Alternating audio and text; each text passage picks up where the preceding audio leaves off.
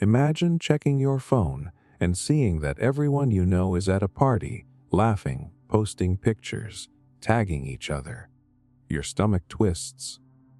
You are sitting at home in your pajamas, and suddenly it feels like you are not just missing an event, you are missing life itself.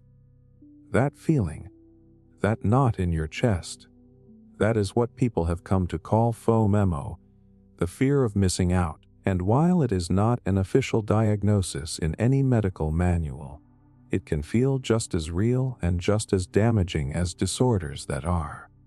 Before we continue, a quick note. Many of you watch our videos but haven't subscribed yet, so please subscribe to our channel Restwise and join our growing community. We'd also love to know where you're watching from and what time it is for you. It's amazing to see how connected we all are. If you enjoy relaxing with philosophy, psychology, and science while drifting into sleep, give this video a like and stay with us on the journey. Now, let's get back to the video. Here is the shocking part. Studies on social media use show that people who experience FOMO often report higher levels of anxiety, lower life satisfaction, and even symptoms that resemble depression.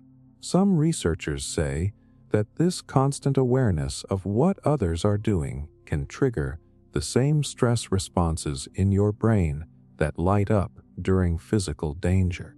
Your body does not know the difference between being excluded from a tribe thousands of years ago and being left out of a group chat today.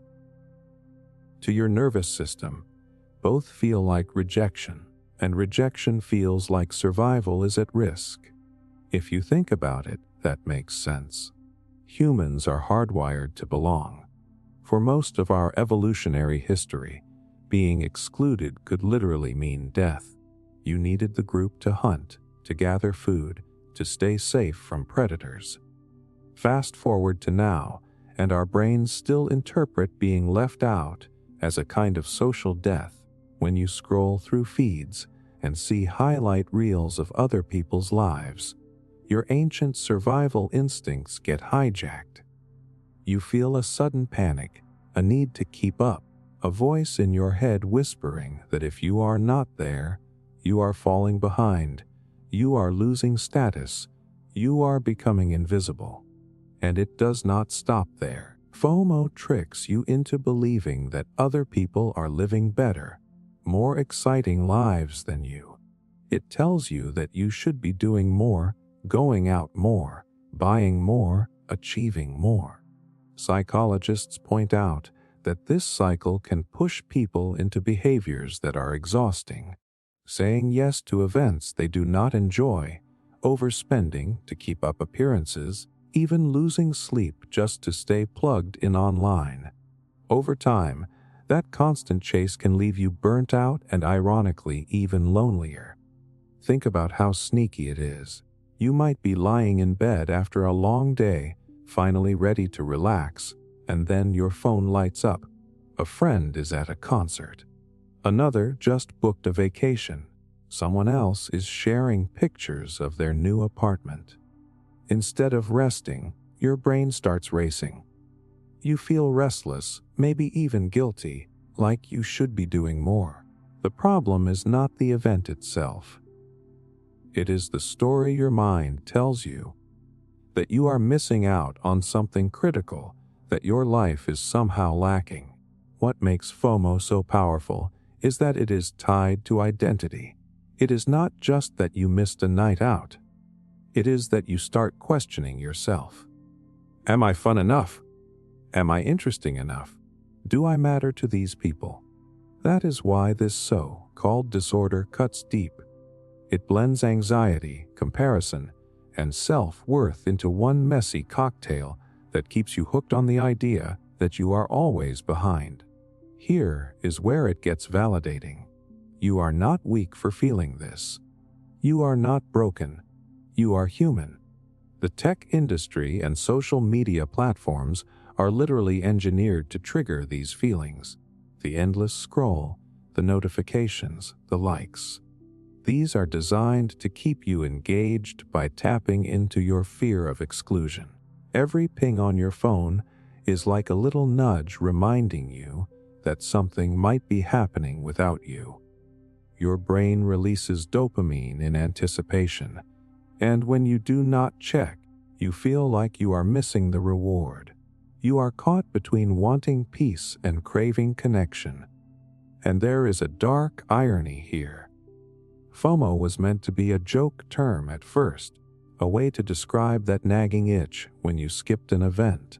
But now, psychologists argue it may actually represent a cluster of symptoms that mimic real disorders: heightened anxiety, compulsive checking, mood swings, loss of focus. Even though it is not officially recognized, it behaves like something that should be. Some people even describe physical symptoms: tight chest, sweaty palms, a racing heartbeat when they realize they were not invited or when they see others doing something without them. That is not just in your head. That is your body firing off a stress response. Imagine living with that constantly.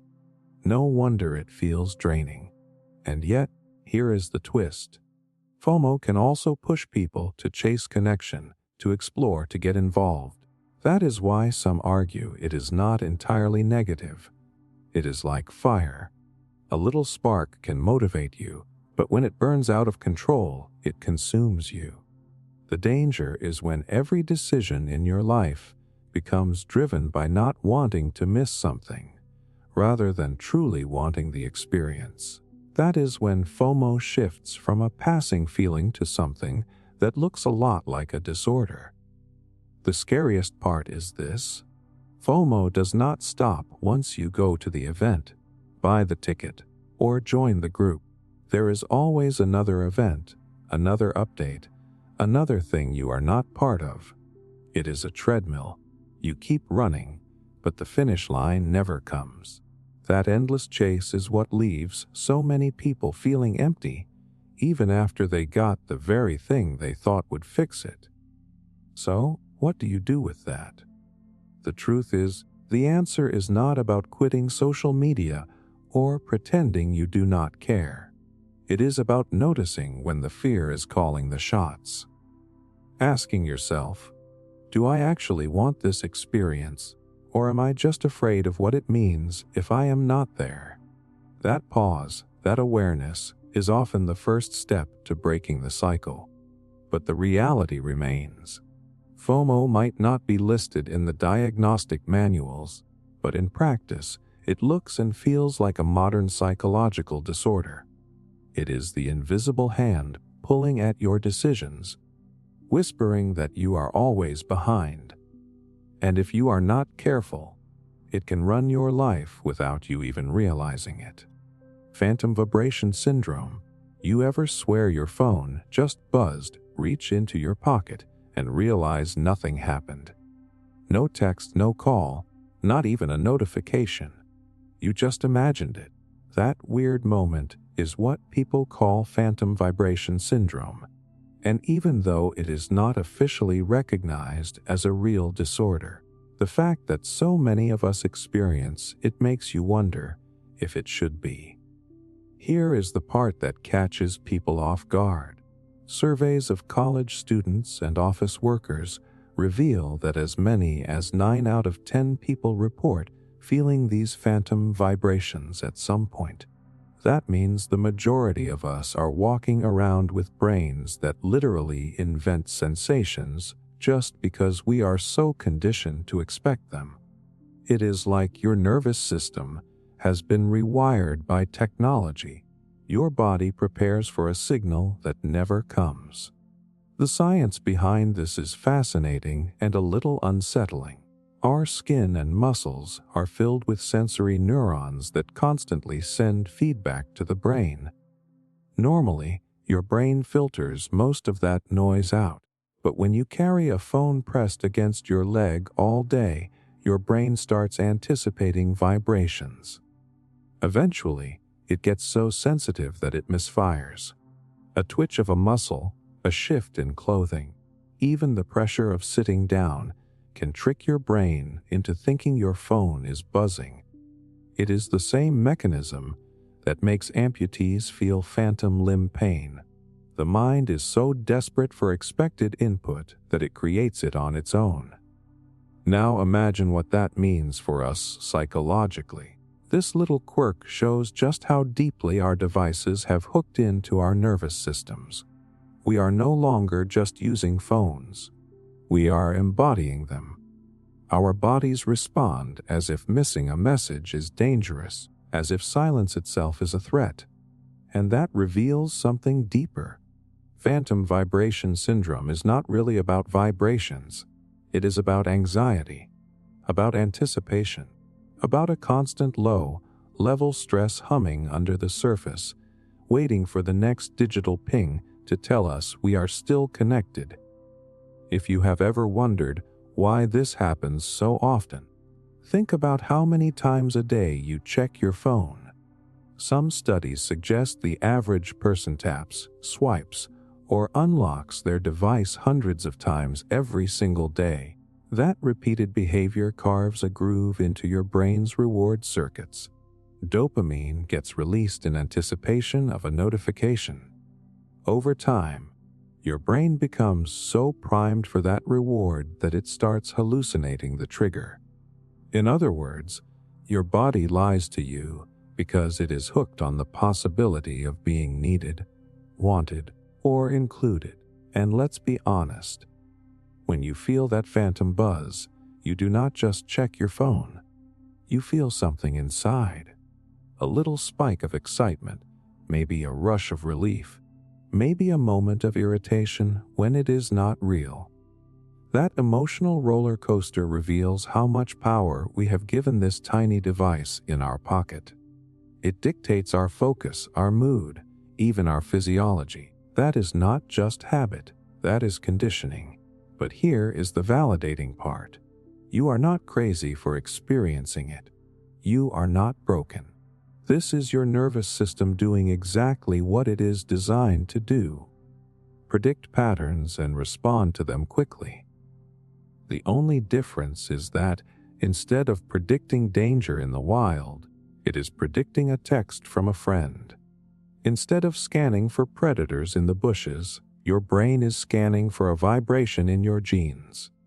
Same circuitry, new context. Some psychologists argue that phantom vibration syndrome is a symptom of our hyper-connected lives, a sign that we are living in a constant state of partial attention. Never fully present, always half, waiting for something else to pull us away. And that is the unsettling part. It means your phone does not have to buzz to own your attention. It already lives rent-free in your nervous system, shaping your behavior even when it is silent. Picture this.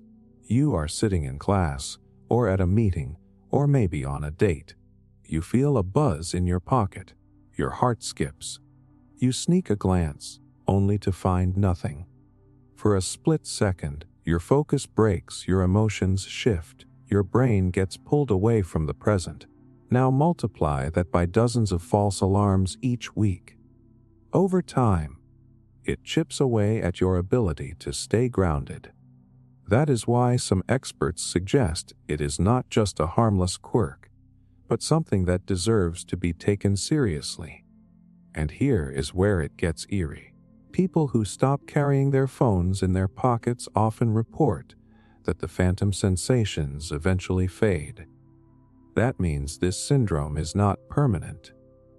It is a learned response, and like any habit, it can be unlearned. But most of us never give our nervous system that break. We keep reinforcing it every single day, strengthening the loop that convinces us a vibration is happening even when it is not. The question becomes, if our brains are this quick to create fake signals around technology, what else are we training them to misinterpret? What other phantom sensations, anxieties, or cravings might we be building into our daily lives without realizing it? Phantom vibration syndrome might seem like a funny little glitch, but it is a warning. It shows us how easily our minds can blur the line between what is real and what is imagined when technology becomes an extension of our bodies. So no, phantom vibration syndrome may not appear in any diagnostic manual. But if your nervous system is being rewired by your phone to the point where you feel things that are not even there, does it really matter what the label says? For the people living with it, the experience feels real. And in psychology, the lived experience often matters more than the definition. Notification anxiety disorder. You know that tiny red bubble on your screen. The one that says you have 3 new messages or 7 unread emails. For some people, it is just a number. But for others, it is like a flashing siren, a weight pressing on their chest, a reminder they cannot escape. That creeping sense of unease is what many call notification anxiety disorder. It is not officially recognized, but if you have ever felt your stomach tighten just seeing a notification pop up, you know it feels real enough. Here is the shocking part. Psychologists studying phone use have found that notifications, even silent ones, can spike cortisol, the stress hormone. That means your body reacts to a little ping on your phone the same way it might react to a threat. Your heart rate rises, your muscles tense, your focus shatters. Think about that. A single vibration or sound from your phone can literally hijack your nervous system. And because notifications arrive randomly, your brain stays on edge all the time, waiting for the next hit. That unpredictability is what makes it so powerful. In psychology, there is something called variable reinforcement. It is the same mechanism that keeps gamblers hooked on slot machines. You do not know when the reward will come, so you stay hyper, alert, constantly checking, constantly anticipating. Notifications work the same way. Sometimes it is just junk. Sometimes it is a friend reaching out. Sometimes it is life-changing news. The not knowing keeps your brain wired and anxious. And if you think it is just about being bothered, it goes deeper. Over time, this constant state of alertness can make you feel like you are never truly off. Even when your phone is silent, your body expects it. That is why so many people report feeling anxious when their phone is in another room, or worse, when it is completely dead. It is not about missing a message. It is about losing the safety net your brain has built around being instantly reachable. Imagine this. You are trying to relax on the couch, maybe reading or watching a show. Then suddenly, your phone lights up. Without even thinking, your body reacts. A little jolt of adrenaline, a quick pull of attention, a moment of tension before you even read the notification. And if it turns out to be unimportant, an app update, a random alert, you feel annoyed, but your body still paid the price.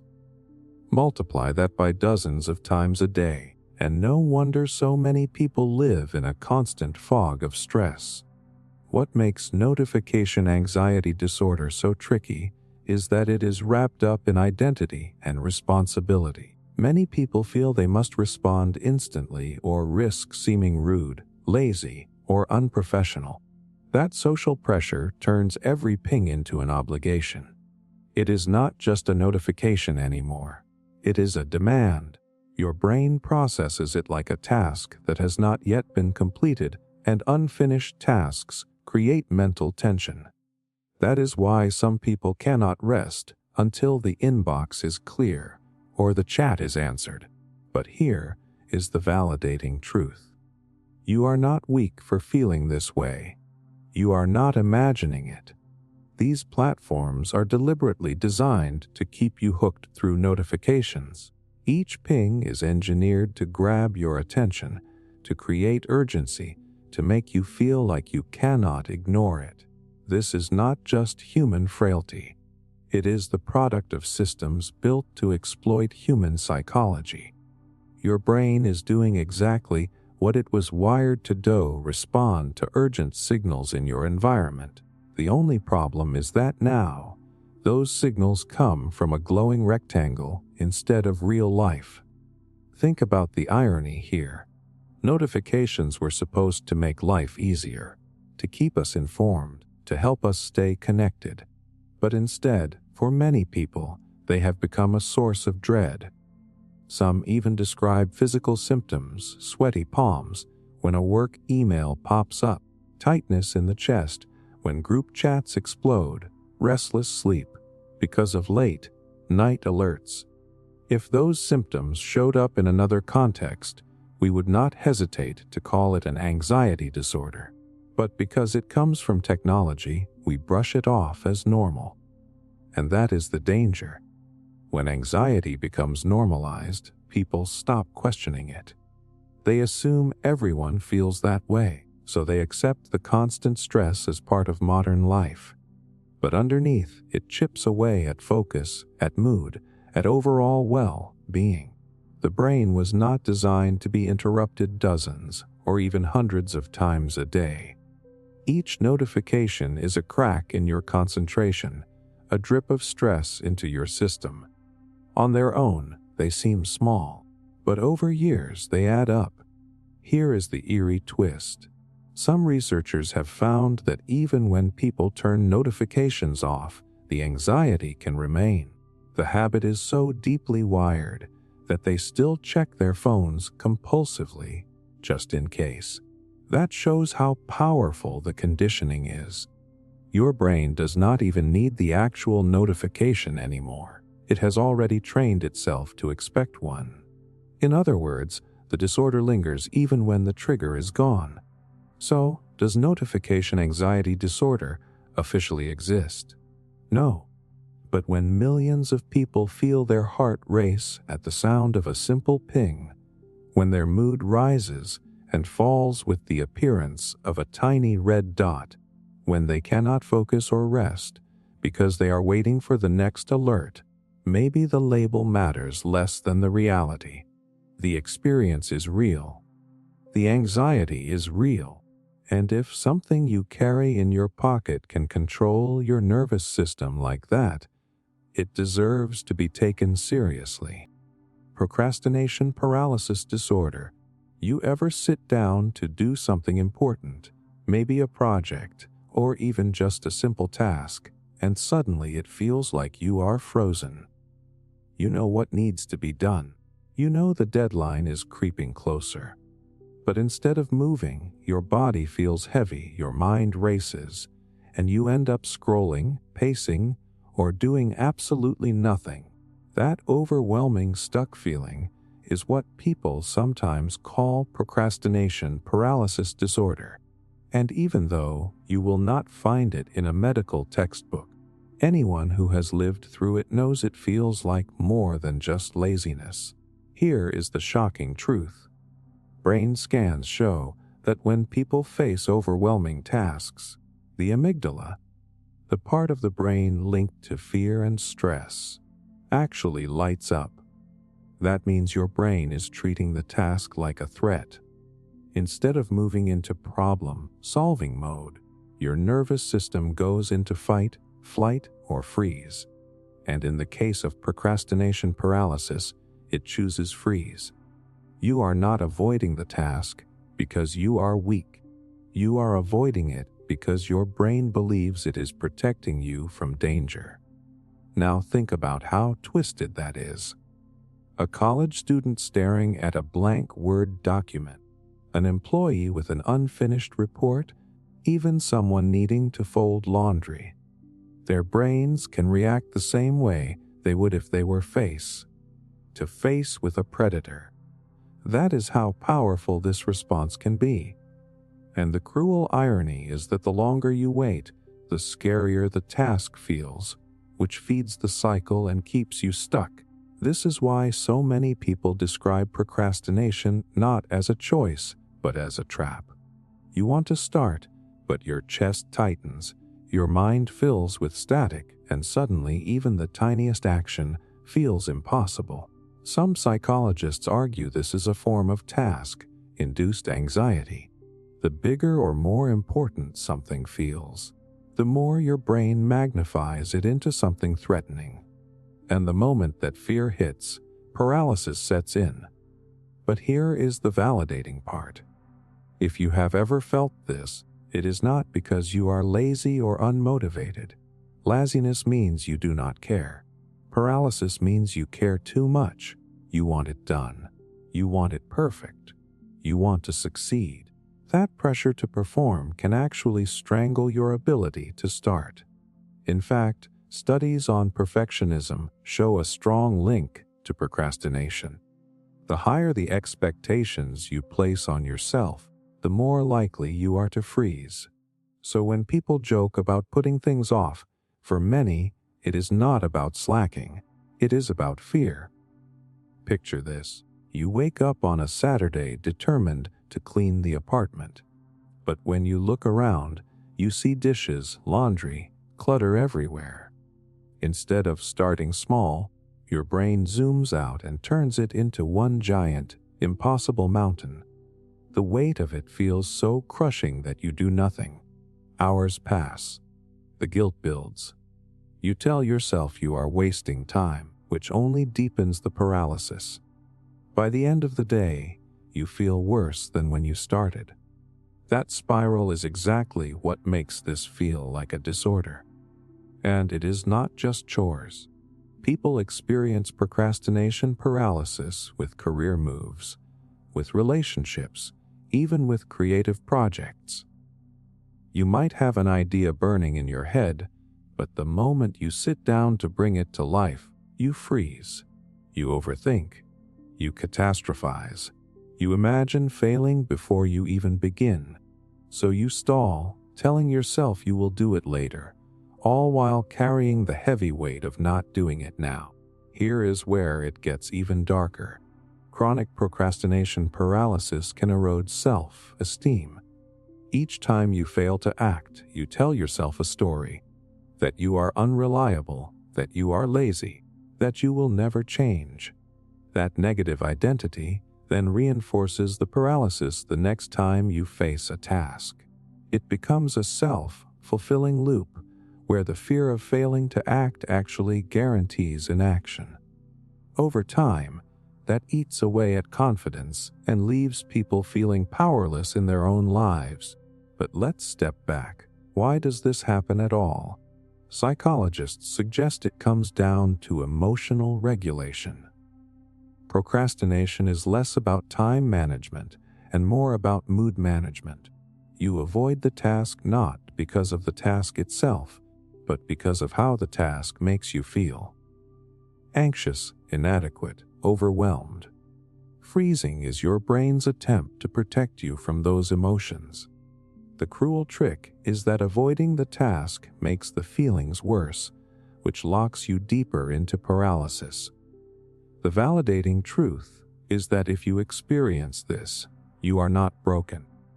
Your brain is doing something very human, protecting you from discomfort. The problem is that the protection itself causes more harm than the discomfort ever would. It is like standing outside in the rain, refusing to run to your car because you are afraid of getting wet. In reality, the longer you stand there, the wetter you get. So why call it procrastination paralysis disorder? Because for so many people, it is not just a bad habit. It feels clinical. It feels like a neurological traffic jam where intention cannot move into action. And if something can affect your work, your relationships, your self-worth, and even your mental health, it deserves a name. Here is the twist to sit with. Most people think procrastination means doing nothing. But in reality, it is often frantic avoidance. Cleaning your desk, reorganizing files, scrolling endlessly. Anything to escape the discomfort of starting. That means the paralysis is not about laziness. It is about desperation. You are scrambling to soothe the fear without facing its source. And that, in many ways, is exactly what defines a disorder. So, no, you will not see procrastination paralysis disorder in a psychiatric manual. But when you have sat frozen in front of a screen, when you have watched hours slip by while your mind screamed at you to move, when you have felt the crushing guilt of wanting to act but being unable to, the label hardly matters. The experience itself is undeniable. And for the people caught in that loop, it feels just as real, just as painful as any official diagnosis. Zoom fatigue disorder. You ever shut your laptop after a day of back-to-back video calls and feel like you just ran a marathon, even though you never left your chair? That crushing exhaustion is what people have started calling Zoom fatigue disorder. And while it is not an official diagnosis, the symptoms are so widespread that it feels like a modern epidemic of the digital age. Here is the shocking part. Research from Stanford found that extended video calls actually overload your brain in ways that in-person conversations do not. On video, you are staring at faces close up, processing tiny micro-expressions, and trying to read nonverbal cues through a screen. Your brain is working overtime to decode communication that feels unnatural. At the same time, you are watching your own face, which triggers constant self-monitoring. That combination creates a loop of mental strain that leaves people more drained than they realize. It is not just mental either. Staring at a screen for hours forces your body into unnatural stillness. You are locked in one position, holding eye contact in a way that would be uncomfortable in real life. Imagine sitting across from someone in a cafe and never looking away for an entire hour. That would feel strange, even intense. But on Zoom, it is the expectation, that constant performance. Nodding, smiling, staying engaged, becomes exhausting. What makes this so sneaky is that it does not feel like physical work, but your nervous system treats it like stress. Your heart rate climbs, your muscles tense, your mind drifts but cannot fully rest because you are still on display. People describe finishing a day of calls feeling heavy, foggy, and irritable, as though their energy has been siphoned off without them noticing. That invisible drain is exactly why so many describe it as a disorder, rather than just a nuisance. Now, here is the validating truth. If you feel this way, it is not because you are antisocial or bad at focusing. Your body is reacting the way it is wired to. Humans are designed to communicate in 3 dimensions: reading body language, sensing energy, even subtle movements we do not consciously register. Strip that away, flatten it into pixels, and force your brain to work twice as hard to fill in the gaps. No wonder it feels draining. You are running an outdated machine on max power all day long. And let's not forget the anxiety side of it. On video calls, you are hyper-aware of how you look. That little box showing your own face can trigger self-consciousness every second you are on screen. You catch yourself thinking about your hair, your background, your expressions. It is like sitting in a meeting with a mirror in front of you the whole time. That kind of self-surveillance is exhausting in ways people often underestimate. Here is what makes it even worse. Unlike in-person meetings, you cannot really step away. You cannot casually look out a window, shift in your seat, or let your gaze wander without feeling like you are being rude. That pressure to be visibly present at all times creates a sense of being trapped. You are not just in a meeting. You are performing presence. That performance is what drains you.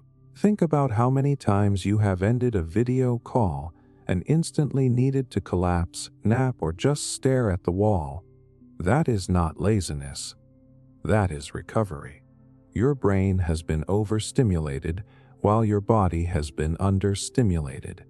A strange mix of too much and too little at the same time.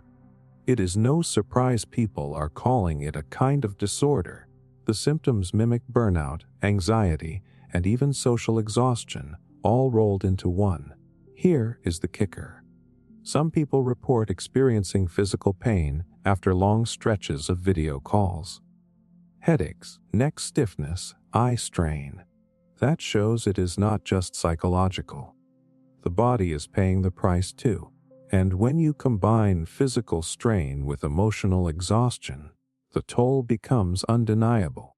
But here is the validating twist. If you feel drained after endless calls, you are not weak. You are not failing at adapting to modern work.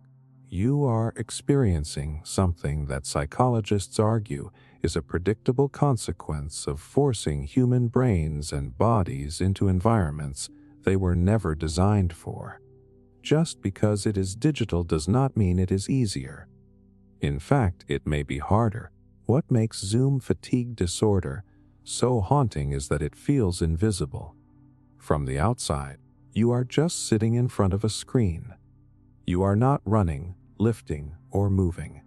But inside, your brain is sprinting, your nervous system is firing, and your energy is being siphoned little by little.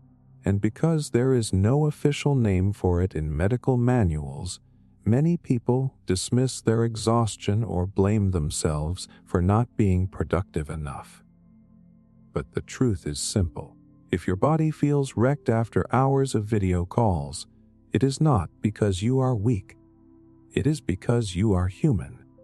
The format itself is unnatural, and your brain and body are paying the price. That is why so many insist on calling it a disorder. Because it validates what millions quietly feel, but rarely say out loud. That something about this way of living and working is not normal. And pretending it is only makes the fatigue worse. Streaming binge disorder.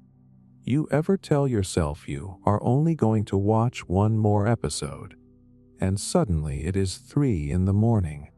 The credits are rolling, and your body feels like it has been hit by a truck.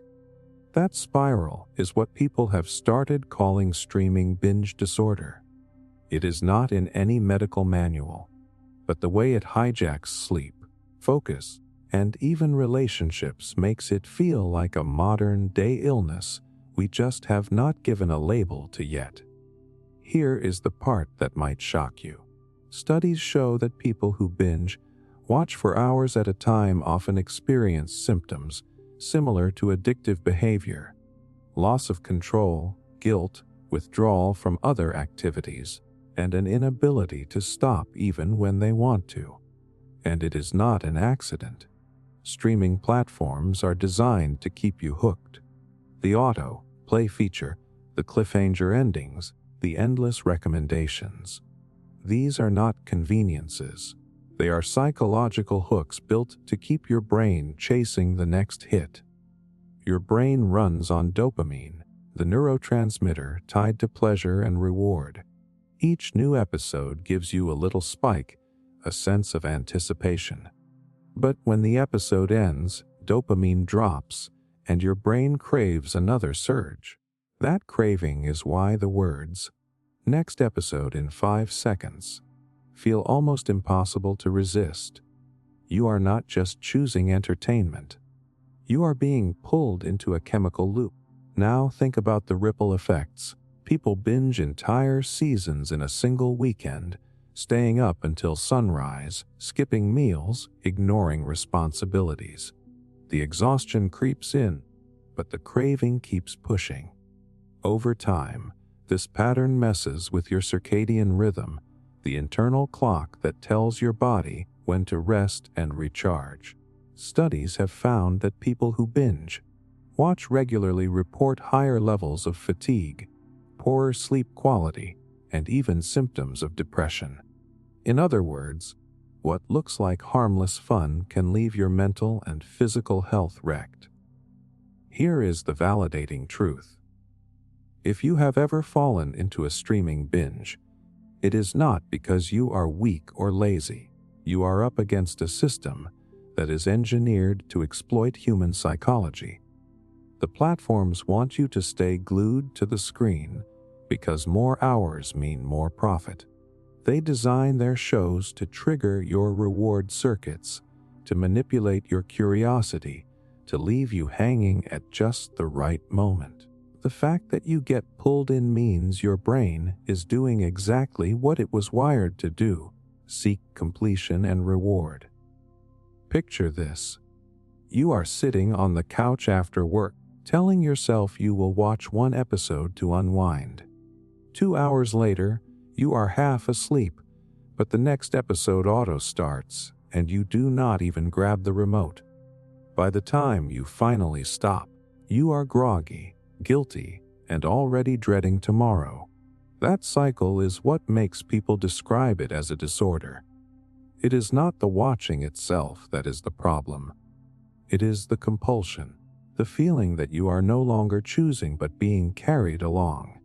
And it does not just steal time, it steals connection. Families eat dinner with the TV playing. Friends cancel plans to stay home and watch. Partners sit side by side, but barely talk because they are locked into the same glowing screen. Streaming binges create the illusion of relaxation while quietly draining the things that actually make us feel rested: sleep, presence, and real social interaction. Here is the twist most people miss. Binge watching does not always even make you happier. Many report feeling empty, restless, or even sad after finishing a long binge. Psychologists call this a post-binge crash.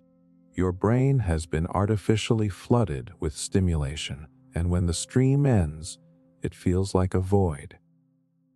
That hollow feeling can drive you right back into another binge, trying to recapture the high. It becomes a loop of stimulation and emptiness, over and over again.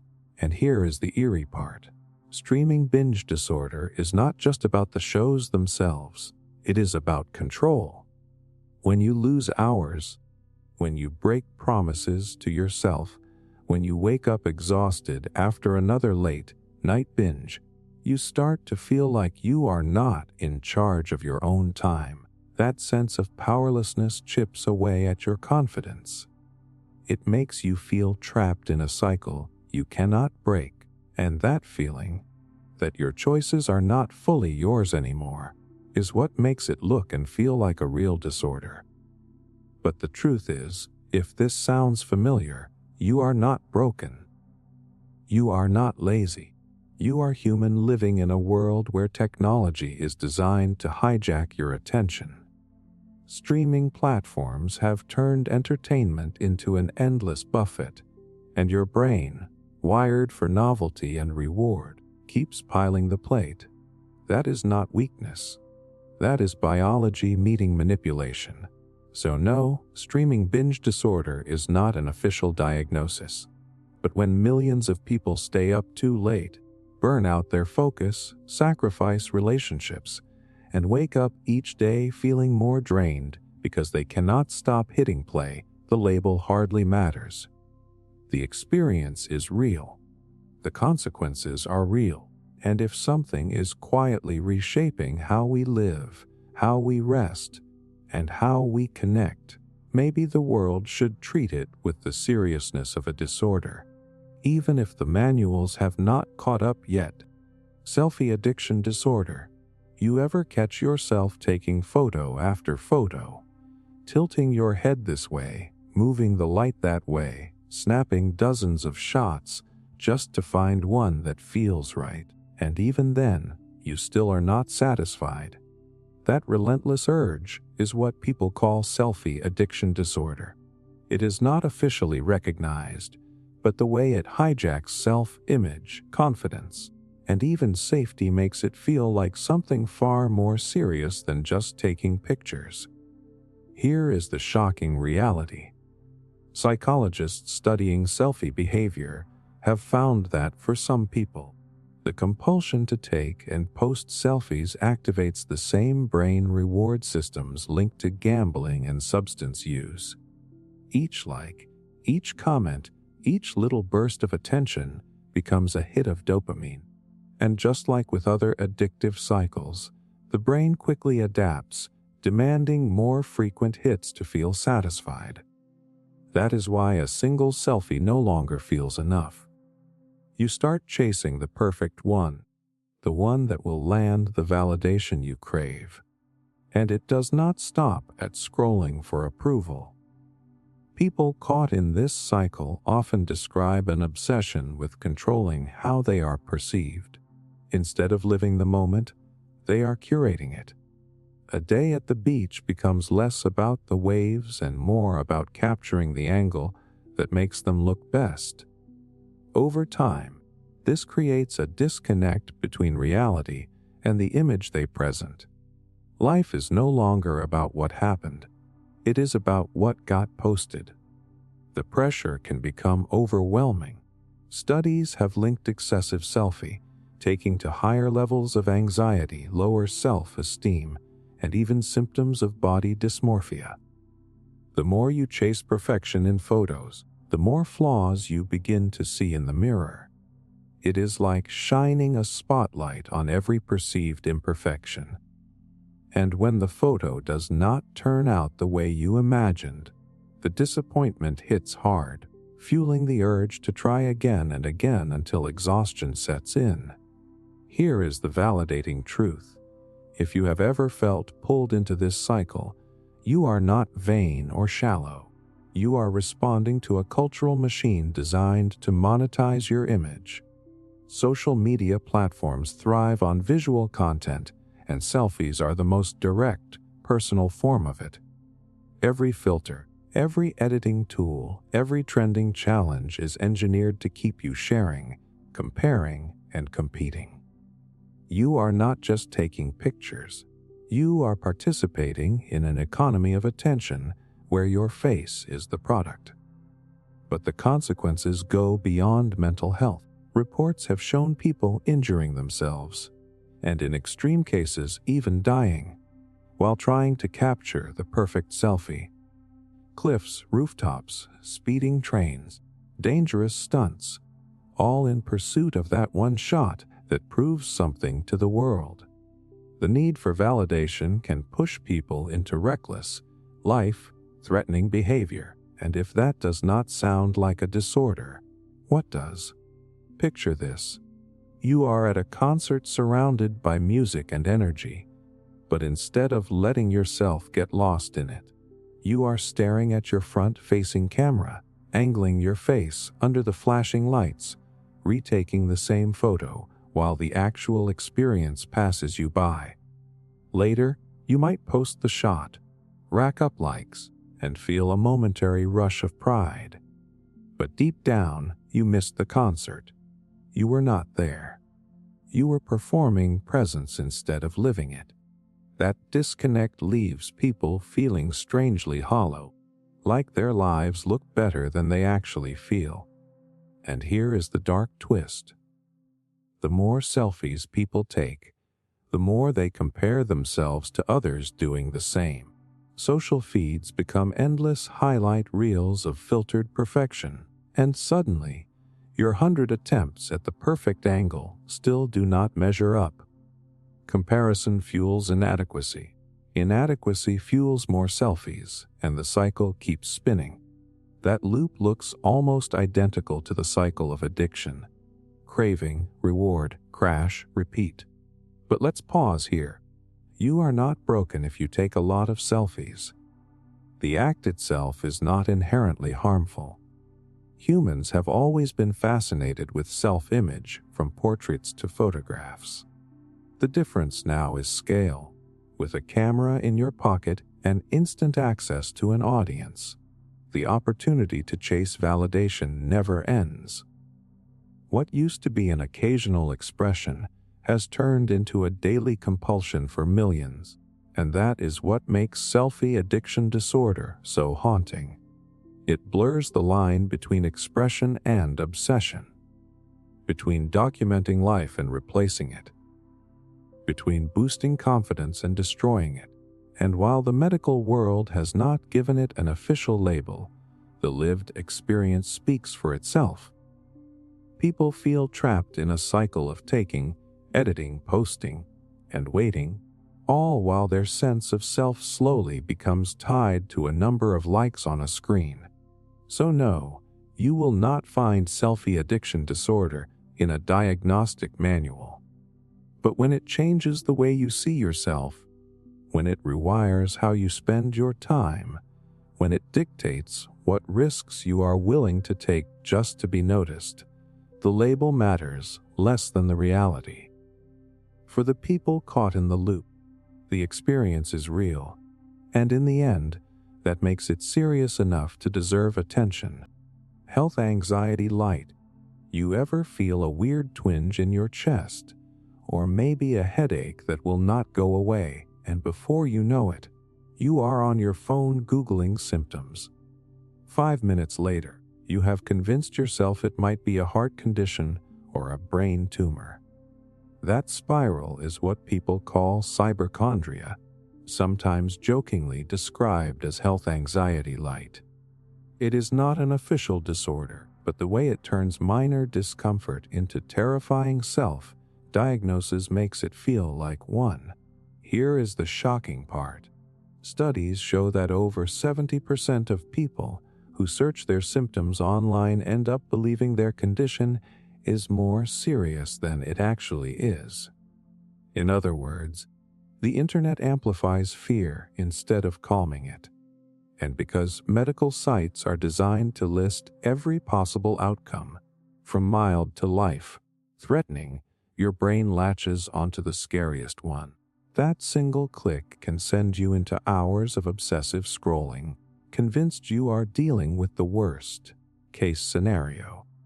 The psychology behind this is surprisingly primal. Humans are wired with something called negativity bias, our tendency to focus more on potential threats than neutral information. In prehistoric times, that bias kept us alive. Better to assume the rustle in the grass was a predator than to ignore it.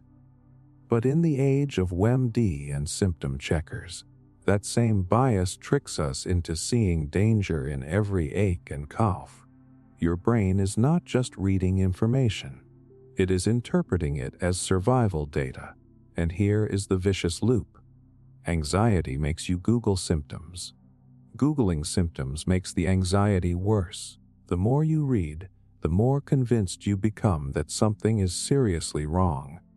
That anxiety then produces real physical symptoms. Faster heartbeat, upset stomach, dizziness, which you interpret as further proof that you are sick. The cycle feeds itself until you are exhausted and terrified, all from a harmless search that started with curiosity. Now, here is the validating truth. If you have ever fallen into this trap, it does not mean you are irrational or weak.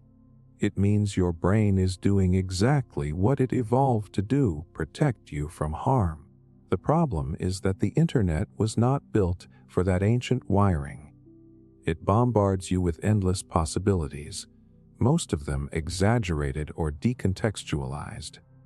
You are not broken for feeling anxious. You are human living in a digital world that constantly amplifies fear. Think about this. In the past, if you felt unwell, you might check in with a doctor, maybe talk to a family member, and then rest. Now, the moment a symptom appears, you have access to thousands of conflicting pages. One site says it is probably stress. Another says it could be fatal. That flood of information makes it nearly impossible to know what to trust. And the scarier the explanation, the harder it is to forget. Some people even report that cyberchondria affects their daily lives. They schedule unnecessary doctor visits. They avoid certain foods or activities. They lie awake at night, replaying what they read online. It is not just worry anymore. It becomes a pattern of behavior that steals time, sleep, and peace of mind. That is why so many people feel it deserves to be called a disorder, even if the medical world has not stamped it with an official label. But let's pause. Why does it feel so addictive? Psychologists point out that searching your symptoms gives you the illusion of control. You feel like you are doing something, like you are actively solving a problem. That temporary relief keeps you coming back. But just like scratching an itch, the more you do it, the worse it feels afterward. What starts as reassurance seeking quickly becomes reassurance chasing, and the comfort never lasts. Here is the eerie twist. Cyberchondria is often fueled by the same mechanism as compulsive checking behaviors found in obsessive compulsive disorder. When anxiety spikes, you search for relief. You find temporary calm, but the calm fades, so you search again. The repetition reinforces the habit until it becomes second nature. That is why some people cannot go a single day without Googling something health-related, even if they are perfectly fine. And yet, there is a strange paradox. While cyberchondria creates fear, it can also make people feel connected. Online forums, support groups, and communities of people with similar symptoms provide comfort. The danger is that those spaces can also spread misinformation or amplify fears instead of easing them. What starts as solidarity can turn into a feedback loop of shared anxiety. So, does cyberchondria deserve the title of health anxiety light? Probably. It may not reach the level of clinical hypochondria, but it impacts millions of people daily. It steals sleep, creates unnecessary panic, and convinces healthy individuals that they are sick. And when your life becomes shaped by what you read in a search bar, rather than what your body is truly telling you, that is no small thing. In the end, cyberchondria is not about symptoms at all. It is about uncertainty. It is about the human need to understand and the fear of not knowing.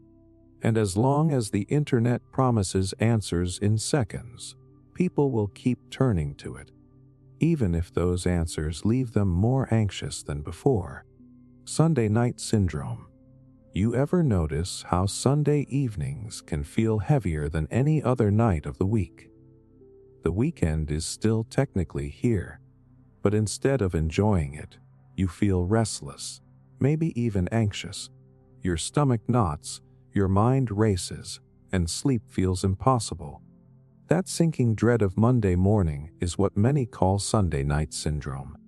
It is not an official diagnosis, but it is so common that millions quietly suffer through it every single week.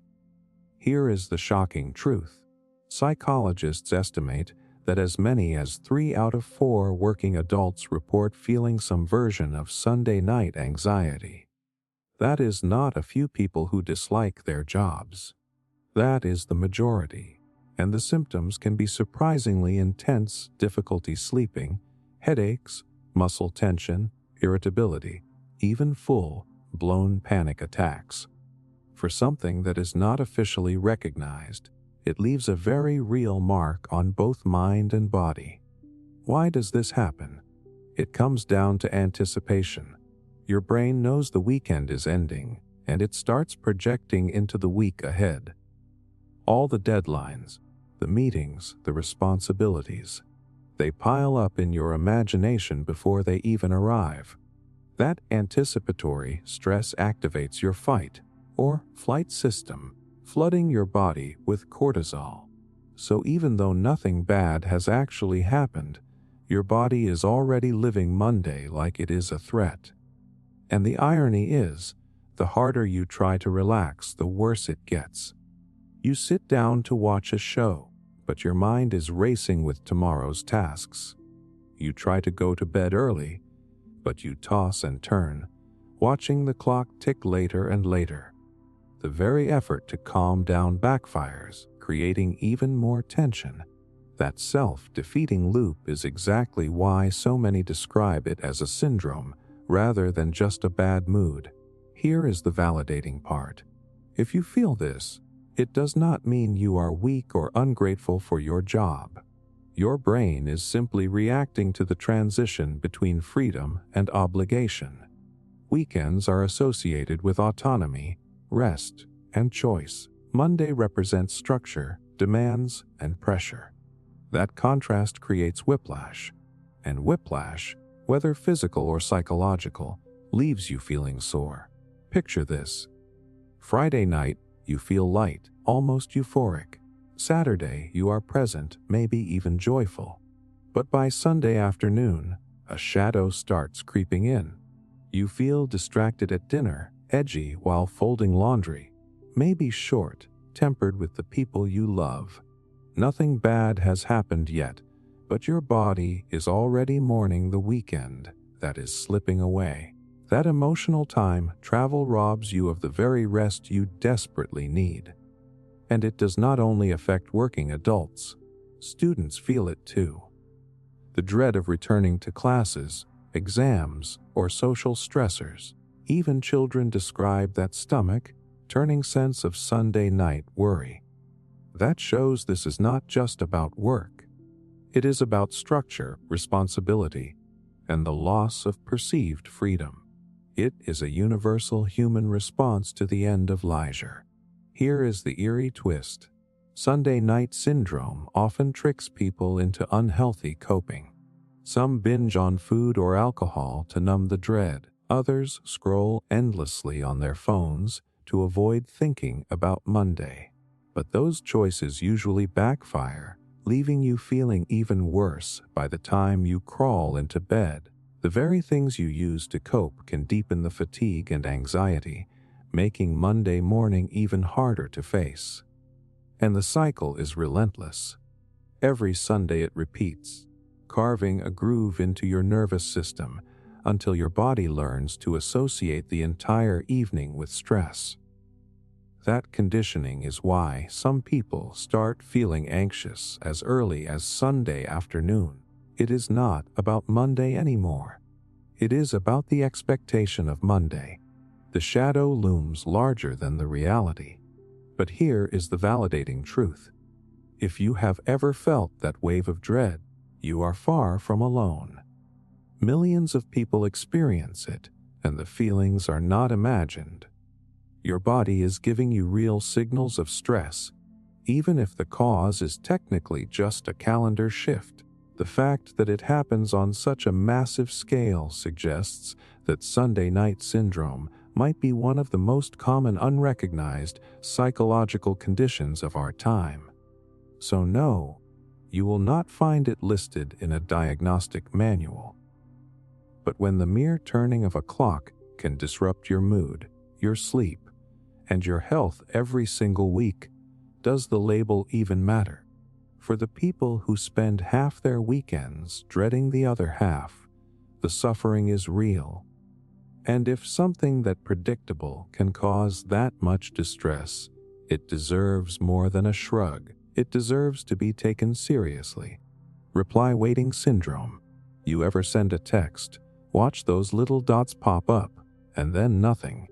Minutes pass, hours even, and suddenly your mind is spinning with all the possible reasons they have not answered. Did I say something wrong? Are they mad at me? Are they ignoring me on purpose? That restless spiral is what people have started calling reply waiting syndrome. It is not in any psychology textbook, but the emotional grip it has can feel just as real as any disorder. Here is the shocking part. Research shows that when we wait for a response, our brain reacts almost the same way it does during withdrawal from an addictive substance. Dopamine spikes when we send a message because we anticipate a reward, the reply. But when that reply does not come, dopamine levels crash and anxiety floods in. Your brain literally treats that silence as a kind of pain, which is why even something as small as an unanswered text can feel unbearable. And the longer you wait, the worse it gets. You check your phone over and over, refreshing the chat, maybe even rereading what you wrote to see if it sounded weird. Your body starts reacting as if there is a real threat. Heart racing, stomach twisting, mind running through scenarios that grow darker with each passing minute. The silence becomes louder than any reply could ever be. But here is the validating truth. If you have felt this, you are not clingy or overdramatic. You are wired to crave social connection. Humans evolved in groups, and being ignored or excluded once meant literal danger. That ancient wiring is still inside you, so when someone does not respond, your brain interprets it as rejection. It is not just about the message. It is about belonging, about being seen and valued. Picture this. You text a close friend something funny, expecting a quick laugh. Hours later, still nothing. That silence does not feel neutral. It feels like a story. Maybe they are upset. Maybe you annoyed them. Maybe the friendship is slipping. In reality, they are probably just busy, but your brain fills the void with worst-case scenarios. That is the trap of reply waiting syndrome. You are not just waiting for a reply, you are wrestling with every insecurity that silence wakes up inside you. And it does not stop there. Some people get so hooked on the relief of finally seeing that notification that they start living in anticipation. Their mood rises and falls depending on whether their phone buzzes. That kind of emotional dependency can eat away at confidence, leaving you feeling like your stability depends on someone else's response time. Here is the eerie twist. Reply waiting syndrome also exposes how technology has rewired our sense of time. Decades ago, waiting days for a letter or a call was normal. Now, if someone takes more than a few hours to reply, it feels like neglect. Instant communication has created instant expectations, and when those expectations are not met, it feels like rejection. The speed of technology has not just changed how we communicate, it has changed how we measure care. But again, here is the important part. Feeling anxious while waiting does not mean you are broken. It means your brain is doing its job in an environment it was never built for. You are carrying the instincts of someone whose survival depended on social bonds, while living in a world where silence might simply mean someone's phone battery died. The mismatch creates unnecessary suffering. Some even describe physical relief the moment a reply finally arrives. The shoulders relax, the chest feels lighter, the world feels okay again. That wave of calm is real. It is your nervous system shutting off the alarm bells. But that relief can become addictive, making the silence in between replies feel even more unbearable. That cycle looks a lot like a modern disorder, even if it is not officially named one. So, no, reply waiting syndrome will not show up in a medical manual. But if you have lost hours staring at your phone, replaying every word you typed, feeling your mood crash just because someone has not answered, you know the weight it carries. The experience is real, the anxiety is real, and the way it shapes your behavior is real. And when something that common can control how people feel day after day, it is hard not to see it as a disorder. Even if no doctor has written it down yet. Comparison disorder. You ever scroll through social media, see someone on vacation, someone else buying a new house, another friend getting engaged, and suddenly your own life feels smaller, less exciting, almost like you are falling behind. That constant measuring of yourself against everyone else is what many people call comparison disorder. It is not a clinical diagnosis, but the way it eats at your self-worth makes it feel every bit as destructive as one. Here is the shocking part. Studies show that people who spend more time on social media report significantly higher levels of anxiety, depression, and dissatisfaction with life. And the core reason is not the content itself, it is the comparison. Your brain is wired to evaluate where you stand in the social hierarchy. Back in tribal days, that instinct kept you motivated to fit in and compete for resources. But now, with endless highlight reels flooding your screen, that same instinct has turned toxic. Instead of comparing yourself to 10 or 20 people in your circle, you are comparing yourself to millions, and your brain does not just see those images as entertainment. It interprets them as evidence. You see a friend's wedding photos and suddenly wonder if you are behind in love. You see someone's perfect body at the gym and start picking apart your own reflection. You see a stranger's luxury car and suddenly your perfectly good vehicle feels outdated. The comparison robs you of the ability to appreciate what you already have, because the benchmark is always shifting higher. But here is the validating truth. If you find yourself sinking into this cycle, you are not weak or shallow. You are responding to a system designed to exploit your psychology. Social media algorithms push the most polished, enviable, attention-grabbing posts to the top of your feed. That means you are not seeing real life. You are seeing the most filtered, curated, and staged version of it. Comparing your unedited reality to someone else's highlight reel is not a fair fight, yet your brain does it automatically. Picture this: you have had a decent day, nothing extraordinary, but nothing bad either. Then you open Instagram, and suddenly your day feels boring. You start wondering why you are not traveling more, not earning more, not accomplishing more. Nothing about your life changed in that moment. What changed was the lens you viewed it through. That's the power of comparison disorder. It reframes normal life as inadequate, even when it was perfectly fine a second ago. Here is the eerie twist. Comparison does not always motivate.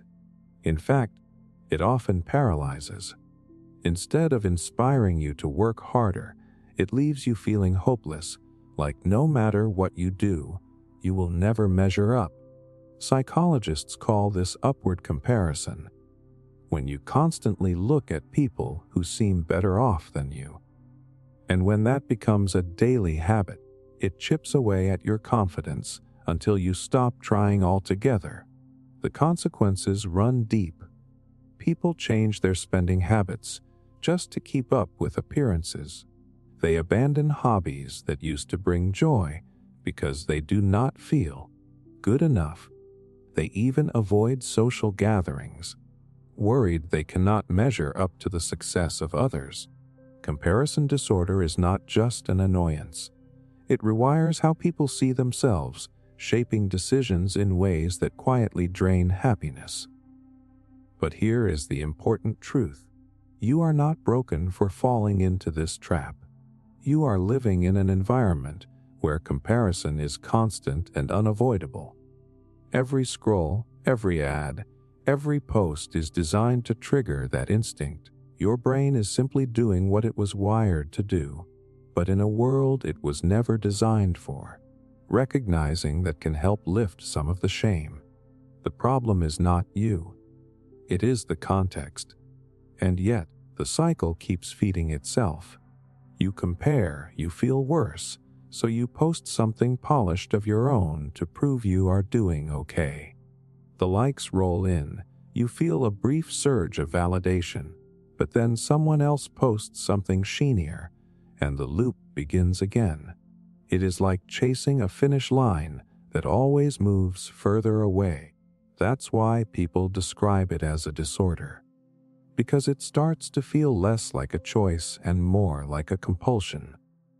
So no, comparison disorder will not appear in a medical manual. But when millions of people wake up every day feeling like they are falling behind when they measure their worth against curated feeds instead of their own reality, when their peace of mind is stolen by endless what ifs and not enoughs. The label hardly matters. The suffering is real, the impact is real. And in a world built on constant comparison, it is no wonder so many feel trapped in it. Creative block disorder. You ever sit down with the intention to write, paint, design, or just come up with something fresh, and your mind goes completely blank?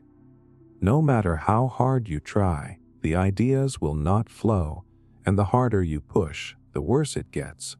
That paralyzing wall is what many people call creative block disorder. It is not in any diagnostic manual, but anyone who has felt it knows it can feel like a genuine psychological struggle. Here is the shocking part. Neuroscience shows that creativity depends on a delicate balance between two brain systems. The default mode network, which sparks imagination, and the executive control network, which organizes and refines ideas. When stress, fear, or pressure enters the mix, those systems fall out of sync. Instead of collaborating, they clash. That clash is what leaves you staring at a blank page, unable to access the flow you know is in there somewhere. And the emotional weight of it is brutal. You tell yourself you are failing, that maybe you are not talented enough, that you are wasting time. Self-doubt builds, frustration mounts, and suddenly you are stuck in a loop. Unable to create because you are stressed, and stressed because you cannot create. That spiral turns a temporary block into something that feels like a chronic disorder, one that drains your confidence and identity. But here is the validating truth. If you have ever been trapped in this cycle, it does not mean you are uncreative. It means your brain is under pressure. Creativity thrives in openness, curiosity, and play. When deadlines, expectations, or fear of failure enter the room, your brain slips into survival mode. Instead of taking risks and exploring, it tries to protect you from embarrassment or rejection. That protective instinct is what shuts down your creative flow. Picture this.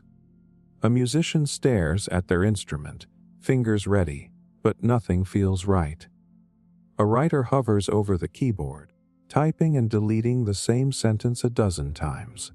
An artist sketches, erases, and sketches again, each attempt feeling worse than the last. On the surface, it looks like procrastination. But underneath, it is your brain trying to guard you from the pain of imperfection. That protection comes at the cost of progress. And here is the eerie twist. Creative block disorder often shows up strongest in people who care the most. The higher your standards, the more your brain resists creating something that might fall short. Perfectionism becomes the enemy of expression.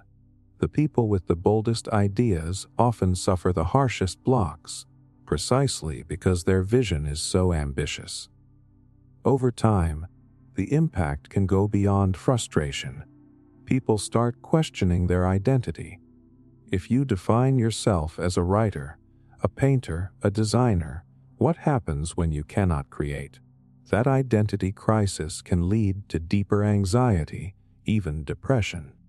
It is not just about not finishing a project. It is about feeling disconnected from who you are. That is why so many describe it as a disorder, not just a bad day. But here is the important truth. You are not broken if you experience this. Creative block is not a sign that you lack talent or potential. It is a sign that your brain is overloaded, often by the very pressure to perform. Many breakthroughs happen not by pushing harder, but by stepping away, shifting perspective, or giving your brain space to breathe. That downtime is not laziness. It is medicine for creativity. Still, the modern world makes it worse. Constant comparison online, endless content feeds, and the pressure to always produce something new keep creators trapped in a cycle of self-judgment. Every scroll reminds you of someone else who seems more productive, more inspired, more successful. That comparison only deepens the block, turning silence into shame. So no, creative block disorder will not appear in a medical textbook. But when it steals your confidence, hijacks your identity, and keeps you from expressing the very thing that makes you feel alive, the name hardly matters. The experience is real. The frustration is real, and for anyone who has sat in front of a blank canvas or screen, with their heart racing and their mind frozen, it feels like nothing less than a disorder. Overthinking analysis paralysis disorder. You ever sit there trying to make a decision? Maybe it is what to eat, what project to start, or even something bigger like a career move. And your mind just will not stop running circles. You analyze every option, weigh every possible outcome, play out scenarios in your head until you are drained, and in the end you make no decision at all. That endless mental loop is what people often call overthinking or analysis paralysis disorder. It is not an official diagnosis, but if you have ever been stuck in it, you know it feels like being trapped in quicksand made of your own thoughts. Here is the shocking truth. Neuroscientists have found that overthinking actually decreases problem-solving ability. The more you dwell on a decision, the more your brain locks onto the fear of making the wrong choice rather than the choice itself. Your prefrontal cortex, the part of your brain responsible for logic, goes into overdrive while your emotional regulation system floods you with anxiety. That chemical tug of war keeps you frozen, unable to move forward. And it does not just waste time. Chronic overthinking has been linked to higher levels of stress, insomnia, and even depression. When your mind spins endlessly, your body responds as if it is under constant threat. Heart rate rises, cortisol pumps through your system, muscles tense. What started as simple decision-making turns into a full-body stress response. You are not just indecisive. You are physically suffering. But here is the validating truth. If you overthink, it is not because you are weak or incapable. It is because your brain is trying to protect you. Analysis paralysis comes from a survival instinct. Back when life or death decisions were common, overanalyzing could keep you alive. Better to consider all angles before leaving the cave.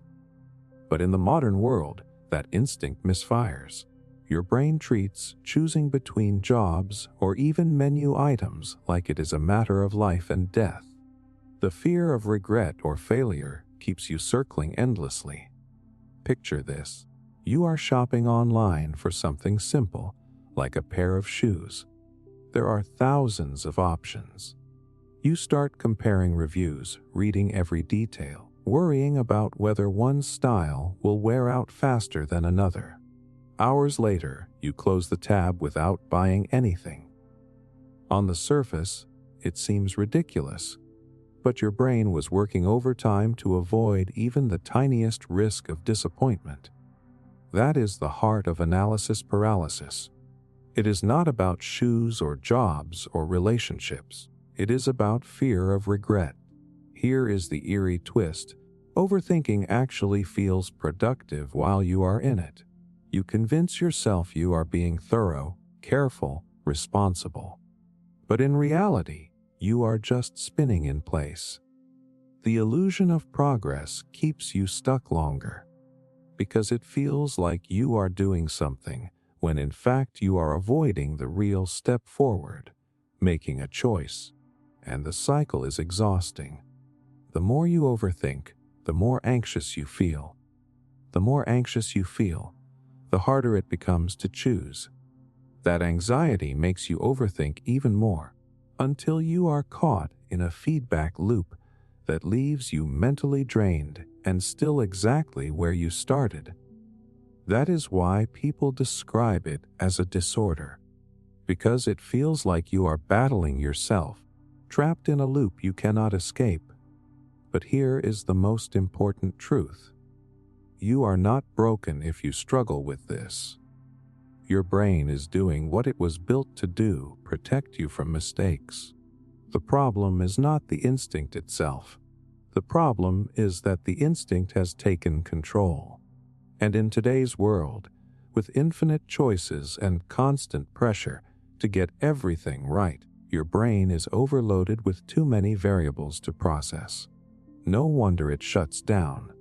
The irony is that once you finally make a decision, the relief is immediate. The stress lifts, the tension eases, and suddenly it feels obvious that all the mental torture was unnecessary. But the next time a choice appears, the cycle can start all over again. That repetitive trap is what makes overthinking disorder feel so real. It steals time, energy, and peace of mind, leaving you stuck in endless hesitation while life keeps moving forward without you. So no, analysis paralysis will not appear in a psychology manual. But when millions of people lose hours, days, even opportunities, because they cannot silence the endless stream of what-ifs in their head, the label matters less than the impact. The suffering is real, the cost is real, and for those living inside the loop, it feels every bit like a disorder. Ghosting anxiety disorder. You ever feel that sinking feeling when someone just stops responding out of nowhere? One day you are talking, everything seems normal, and then suddenly silence. No explanation, no closure, just gone. That suffocating uncertainty is what many describe as ghosting anxiety disorder.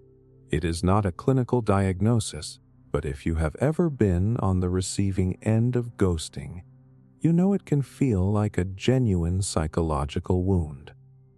Here is the shocking truth. Research shows that ghosting activates the same areas of the brain as physical pain. When someone cuts off contact without warning, your nervous system interprets it as a form of social rejection, and humans are wired to treat rejection like danger. Back in early human history, being abandoned by the group could mean death. That instinct still lives inside us today, which is why a text that never comes back can hit like a punch in the gut. And the damage is not just emotional. People who have been ghosted often report spiraling into obsessive thought loops. You reread old messages, analyzing every word for clues. You replay the last conversation, trying to figure out what went wrong. You check their social media, wondering if they are ignoring only you or if they disappeared from everyone. That cycle of searching and second-guessing feeds anxiety until it becomes overwhelming. But here is the validating truth. If you feel crushed by ghosting, it does not mean you are weak or too sensitive. It means your brain is responding exactly the way it is designed to. You are wired to crave closure. Without it, your mind keeps reaching for answers, trying to solve a puzzle that has no solution. That endless reaching is what makes ghosting feel so uniquely cruel. The relationship does not end with a conversation. It ends with a void. Picture this. You are dating someone, texting every day, sharing jokes and late-night thoughts. Then suddenly, silence. At first you think they are busy. Then a day passes, then a week. Each hour of silence feels heavier. You start checking your phone constantly, jolting at every buzz, hoping it is them. But deep down, you know it probably is not. That slow realization that someone you trusted decided to vanish without explanation leaves you questioning not just the relationship, but your own worth. And it is not only romantic. Ghosting happens in friendships, family dynamics, even professional settings. A friend stops returning calls. A coworker suddenly withdraws. A client disappears mid-project. In every case, the common thread is uncertainty. You are left holding unanswered questions which your brain fills with the worst possibilities. Maybe they hate me. Maybe I said something wrong. Maybe I am not good enough.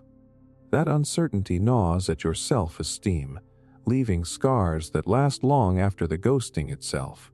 Here is the eerie twist. Ghosting anxiety disorder does not just come from being ghosted once.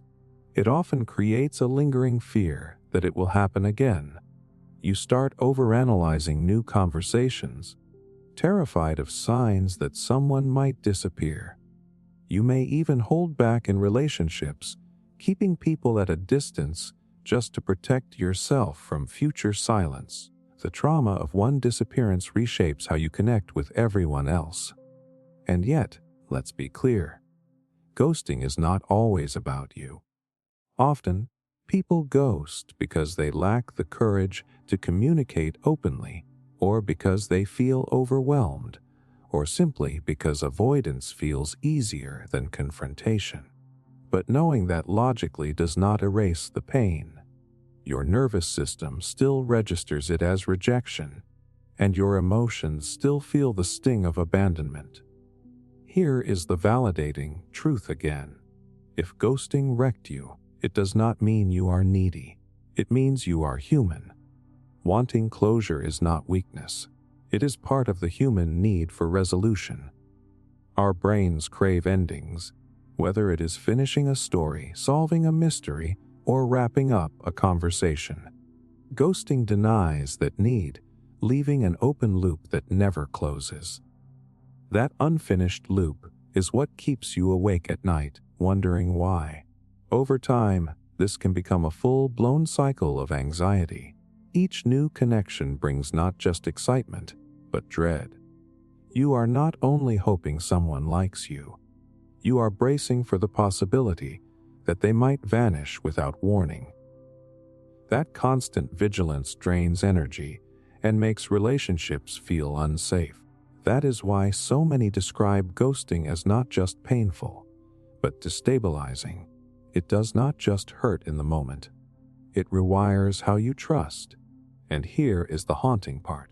Ghosting anxiety disorder is rarely talked about seriously, but its impact spreads quietly through millions of lives. It is the reason people hesitate before opening up, the reason they expect disappointment even in healthy relationships, the reason silence can feel more terrifying than words. It might not be in the medical books, but for the people living with it, the symptoms are undeniable. So no, ghosting anxiety disorder is not official. But when silence leaves you spiraling, when unanswered messages hijack your thoughts, when your sense of worth is shaken by someone else's vanishing act, the label matters less than the reality. The pain is real, the anxiety is real, and the scars it leaves are real. Unread notification OCD. You ever glance at your phone and see that little red bubble sitting there on the corner of an app? One unread message, 5 unopened emails, 20 missed notifications. And suddenly, you feel this itch you cannot ignore. You tell yourself you will get to it later, but the longer it sits there, the louder it feels. That nagging compulsion to clear every notification is what many people jokingly call unread notification OCD. It is not a recognized disorder, but for the millions of people who feel restless until every bubble disappears, it might as well be. Here is the shocking part. Studies in behavioral psychology show that notifications are designed to hijack your attention. The red color, the number count, even the placement on the screen are engineered to trigger urgency in your brain. Those tiny design choices tap directly into your dopamine system, the same system linked to cravings and addictive behaviors. In other words, your inability to ignore those alerts is not just about personality. It is about brain chemistry being manipulated by design. And once you know this, it makes sense why ignoring them feels almost impossible. Your brain interprets every unread message as unfinished business. It is the same reason cliffhangers work in movies and TV shows. When something is left unresolved, your mind obsesses until it is complete. That mental pull is called the Zeigarnik effect, and app developers exploit it to keep you glued. So when you feel compelled to tap, clear, and swipe until everything disappears, it is not weakness. It is psychology working exactly as intended. But here is the validating truth. You are not alone in this. Many people admit they cannot relax until their inbox shows 0, their text messages are opened, their notifications cleared. For some, it is minor annoyance. For others, it creates real anxiety. That buzzing need to clean up the digital clutter can interrupt conversations, disrupt focus, even mess with sleep. You might be reading a book, spending time with family, or trying to work, and suddenly your brain screams, "Check your phone." It is not the alert itself that causes stress. It is the looming feeling of incompletion. Picture this. You are lying in bed, about to drift off, when you see a faint glow. You roll over and notice a single notification. Rationally, you know it can wait. But your heart rate ticks up, your mind spins with what-ifs. What if it is important? What if ignoring it causes problems? Finally, you grab your phone, open the notification, and within seconds, you feel relief. That cycle of tension and release mirrors the same loop that drives compulsive habits. You are rewarded with peace only after giving in. That reward reinforces the behavior, making it stronger next time. And here is the eerie twist.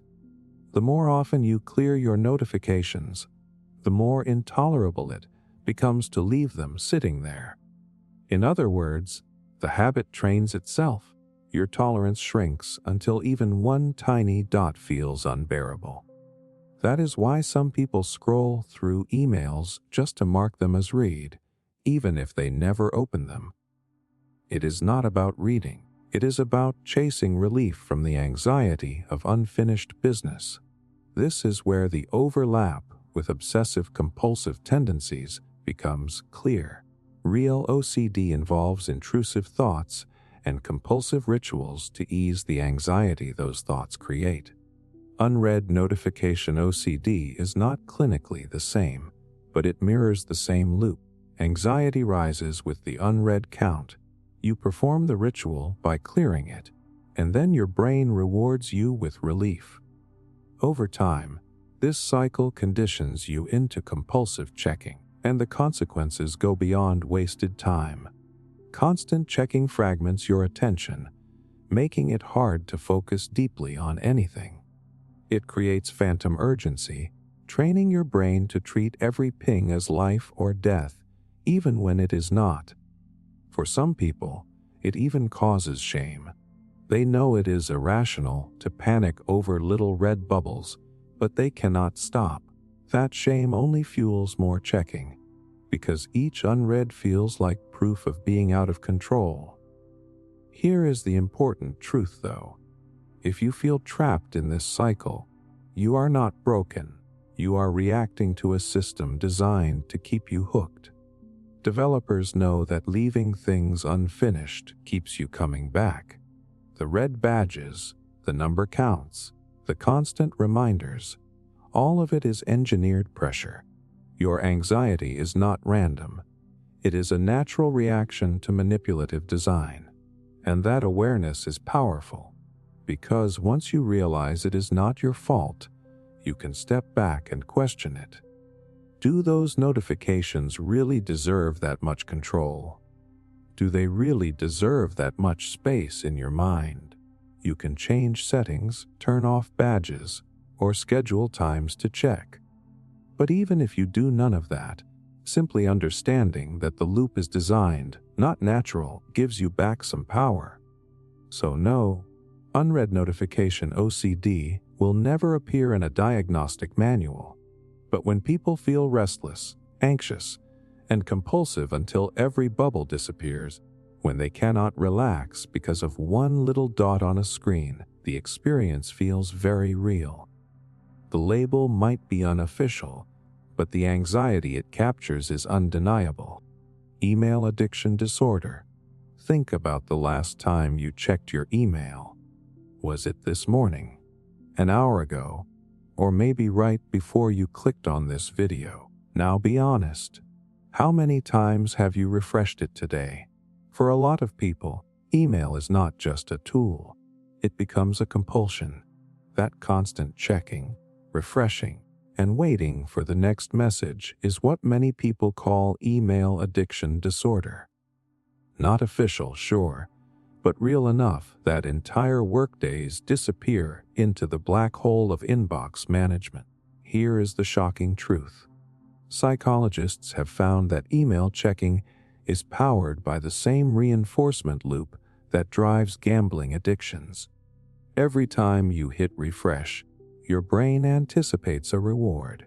Maybe it is good news, maybe it is a new opportunity, maybe it is nothing at all. That unpredictability, the possibility of something exciting mixed with the chance of nothing, triggers the strongest kind of dopamine release. It is called variable ratio reinforcement, and it is the exact mechanism that makes slot machines so addictive. Your inbox is basically a digital slot machine, except instead of cherries and coins, you are pulling for subject lines and attachments, and the toll it takes is huge. Constant checking splinters your attention, making deep focus almost impossible. Researchers found that workers who compulsively check email can waste up to 28% of their week just toggling between inbox and tasks. That is more than a full workday lost every single week, and it is not just wasted time. The mental cost is just as bad. Every interruption resets your focus, and it takes your brain an average of 23 minutes to fully return to the task you left.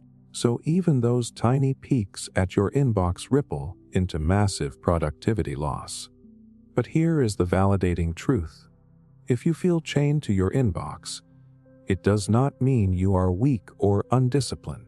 It means your brain is responding exactly the way it was wired to.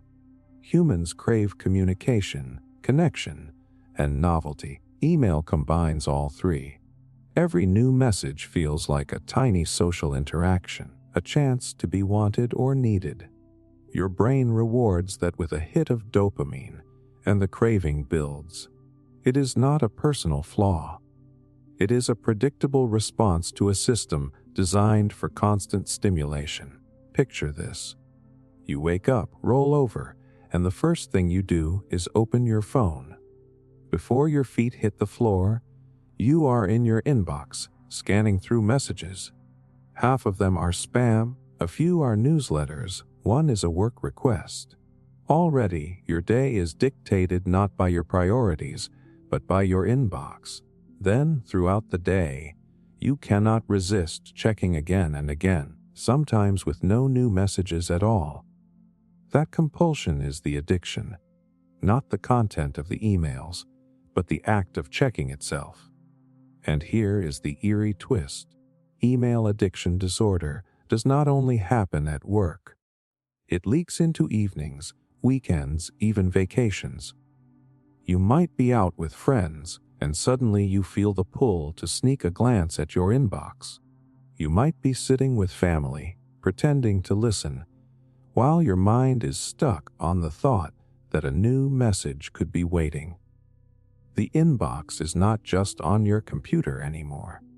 It follows you everywhere in your pocket, whispering for attention like a digital parasite. Over time, this cycle creates anxiety. You are no longer just checking for good news. You are bracing for bad news. Every unread subject line feels like it could contain a problem, a demand, or a disappointment. The inbox stops being a neutral tool and starts to feel like a looming monster, one that never rests, because messages never stop. That low-level anxiety builds until even silence feels suspicious. If there is no email, you wonder what went wrong. If there is one, you worry about what it says. Either way, your nervous system is on edge. And here is the hardest part. Unlike other addictions, you cannot just cut email out of your life. You need it to work, to connect, to function. That necessity makes it even more powerful, because the addiction hides behind usefulness. You can always justify one more check. After all, what if it is important? What if ignoring it costs you an opportunity? That fear of missing out feeds the cycle, making the habit feel impossible to break. But here is the truth you need to hear. If you feel stuck refreshing your inbox like a slot machine, you are not broken. You are responding to a system that rewards you inconsistently, trains your brain to crave the hit, and pressures you with the weight of constant availability. Recognizing that pattern is the first step to pulling free. The problem is not you. The problem is the way email taps into ancient survival instincts and modern work culture to keep you hooked. So no, email addiction disorder is not an official diagnosis. But when it steals your focus, drains your time, hijacks your mornings, and follows you into bed at night, the name hardly matters. The pull is real, the anxiety is real, and the cycle is every bit as relentless as any other addiction. Fitness tracker obsession disorder. You are about to fall asleep, the lights are off, your body is heavy with exhaustion. And then you remember. You forgot to log your last steps. Suddenly you are up again, pacing the room just to hit 10,000 before midnight. Or maybe you are jogging in place in the kitchen because your watch says you are 90 calories short of your daily goal. That compulsion is what many people jokingly call fitness tracker obsession disorder. It is not in any medical handbook. But if you have ever felt ruled by your wristband, you know it can feel just as real as anything with a diagnosis. Here is the shocking truth. Studies show that fitness trackers, while designed to encourage healthy habits, can actually increase stress, guilt, and even unhealthy behaviors in certain people. Instead of motivating, they begin dictating. The brain links achievement of those digital numbers to self-worth. Miss a target, and suddenly you feel like a failure. Hit a target, and you feel a rush of relief and pride. That emotional swing creates the same reinforcement loop that drives behavioral addictions. You are no longer exercising for health or joy. You are exercising to silence the nagging voice of your device. And the obsession can sneak up on you. At first, the data feels empowering. You see your progress, you celebrate little victories, you push yourself to do more. But soon, the tracker stops being a guide and becomes a judge. Instead of listening to your body, you start listening to the screen. You may push through pain to reach a goal. You may ignore rest days because the numbers do not stop. Over time, the pursuit of health ironically creates unhealthy patterns. Exhaustion, injury, even anxiety when separated from the device. But here is the validating truth. If you feel trapped in this cycle, you are not crazy or broken. You are responding exactly the way your brain was built. Humans crave measurable progress. Numbers give us certainty. Before trackers, fitness was vague. You ran, you lifted, you guessed how you were doing. Now, every step, every calorie, every heartbeat is quantified. That certainty is addictive. Your brain loves it because it feels like control. And once you taste that control, it is hard to let go. Picture this. You go out for a run, but realize halfway through that you forgot your tracker. Instantly, The run feels pointless. You could do the exact same workout, burn the same calories, sweat the same amount, but without the digital proof, it feels wasted. That reaction shows just how deep the obsession goes. The data becomes more important than the experience itself. The tracker stops tracking your fitness and starts defining it. And here is the eerie twist. Many people report that their mood depends on their daily numbers. If they hit their step goal, they feel accomplished and proud. If they miss it, they feel irritable, guilty, even ashamed. The device is not just monitoring activity. It is shaping identity. You start to see yourself not as healthy or unhealthy, but as above or below the goal line. That psychological grip is why some people describe it as a disorder. It hijacks not just your body, but your sense of self. Over time, the obsession can expand. Sleep trackers can convince you that a perfectly fine night was actually poor, leading to what experts call orthosomnia, anxiety about sleep caused by tracking sleep. Calorie trackers can create eating stress, where meals become less about nourishment and more about perfect numbers. Suddenly, every choice you make feels like it is being judged by a device, and the more you give in, the harder it is to stop. But here is the important truth. The problem is not the tracker itself. The problem is the relationship we build with it. For some, it is a tool. For others, it becomes a master. And the line between those two is thin.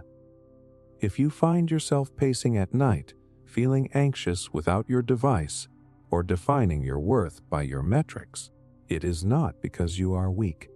It is because the human brain is vulnerable to external validation, and your device provides endless validation, or endless criticism. So no, fitness tracker obsession disorder will not be listed in psychiatry manuals. But when you feel chained to your wrist, when your body is exhausted, but you cannot stop moving until you close the ring, when your day feels ruined because you missed a number, the reality of it is undeniable. The obsession is real, the anxiety is real, and for some people, the device meant to make them healthier ends up quietly making them less free. Friendship burnout syndrome. You ever reach a point where the idea of hanging out with friends, replying to group chats, or even saying yes to plans feels exhausting instead of fun? You care about the people, you love them even, but you are so drained that socializing feels like a chore. That emotional wall is what many describe as friendship burnout syndrome. It is not in any psychology manual, but the experience is real enough that millions silently wrestle with it. Here is the shocking truth. Psychologists have found that human brains are wired for social connection, but only to a point. There is actually a limit to how many close relationships we can emotionally maintain, often called Dunbar's number. And when modern life overloads us with constant digital contact, group chats, and endless obligations, that limit gets blown apart. Instead of fueling connection, it leads to fatigue, irritability, and withdrawal. In other words, too much socializing can actually burn you out in the same way too much work can. And the toll it takes is heavier than people realize. Friendship burnout does not just make you tired. It creates guilt. You start feeling bad for ignoring messages, bad for not showing up, bad for secretly wishing you could just be left alone. That guilt builds on top of the exhaustion until you are caught in a loop. Too drained to engage, too guilty to rest. That cycle can quietly erode even the healthiest relationships, because your silence gets misread as disinterest or rejection. But here is the validating truth. If you have ever pulled back from friends you genuinely care about, it does not mean you are a bad friend. It means your emotional energy is finite. and you are running on empty. Relationships require attention, empathy, and patience, and those are real mental resources.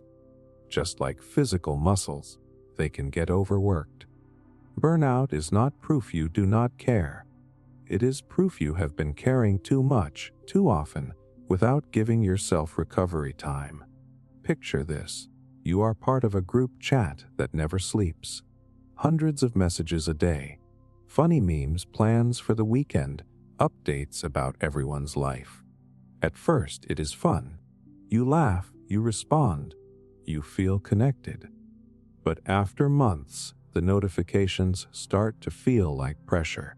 You dread opening your phone because you know there will be dozens of conversations waiting. And when you finally mute it or stop replying, you feel guilty, like you are letting people down. That exhaustion, that guilt, that quiet withdrawal is the core of friendship burnout syndrome. And here is the eerie twist. The people most likely to experience it are often the most loyal friends. They are the ones who always show up, always listen, always support. But loyalty takes energy, and without breaks, even the best intentions collapse under the weight of constant connection. The irony is that the very people who love the hardest often burn out the fastest.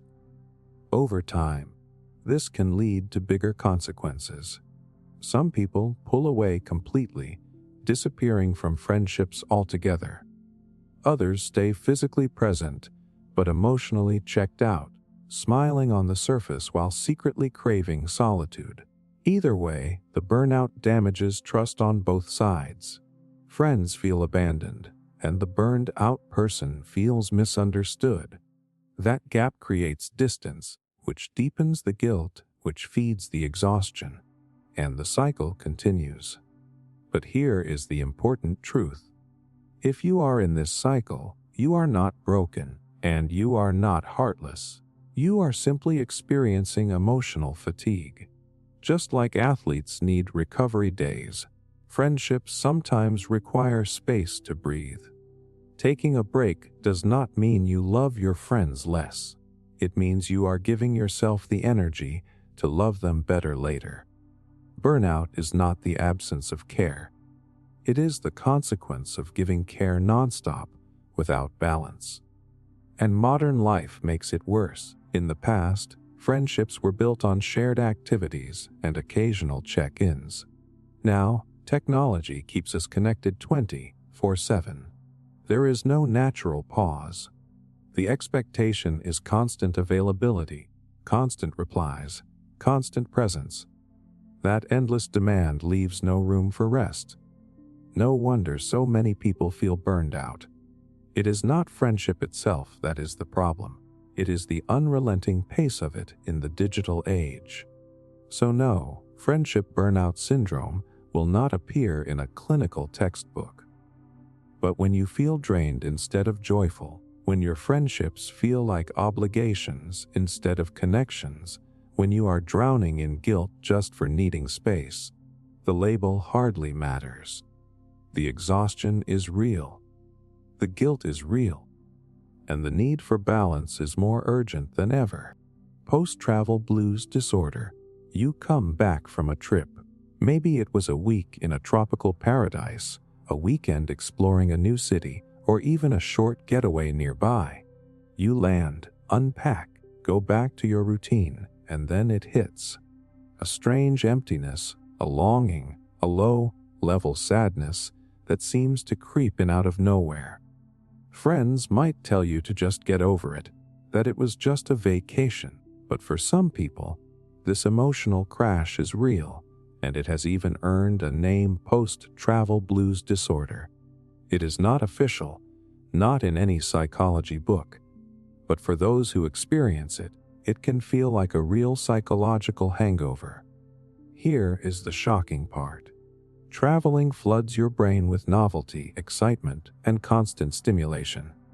New sights, new smells, new people. Every experience triggers dopamine, the same chemical that fuels pleasure and motivation. Your brain starts to associate this heightened state with joy, exploration, and freedom. Then, when you return to the predictability of your daily life, your dopamine levels drop sharply. That sudden contrast between stimulation and routine can leave your mood flattened, your energy depleted, and your motivation missing in action. And the emotional impact is deeper than just missing a view or a place. You start to feel restless, distracted, even irritable. Small frustrations feel bigger. You replay your trip in your mind obsessively, scrolling through photos and videos as if reliving it could somehow repair the void. Sleep can get disrupted. Appetite may fluctuate. Even simple tasks like going to work or doing chores feel heavier than they should. The mental hangover from travel is real, and it is not laziness or weakness. It is biology. But here is the validating truth. If you feel this way, you are not overreacting. You are not spoiled. You are not ungrateful. And you are not imagining it. Your brain has simply been primed for novelty, adventure, and heightened reward. When reality returns to its regular pace, your nervous system senses a loss. That loss triggers mild withdrawal symptoms similar to coming down from an emotional high. The sadness, nostalgia, or restlessness you feel is literally your brain saying, "I miss the stimulation, I miss the experience, I miss feeling alive in this heightened way." Picture this. You are back home, unpacking your suitcase, the souvenirs neatly placed on the shelf. You sit down with your favorite cup of coffee, scrolling through your phone, watching travel photos again. You feel a pang of longing. The vibrant colors of the markets, the smell of street food, the laughter of strangers. Your brain craves it. It is not just missing a place. It is missing the state of being that travel created. That emotional high was a rhythm your body got used to, and now it has to readjust.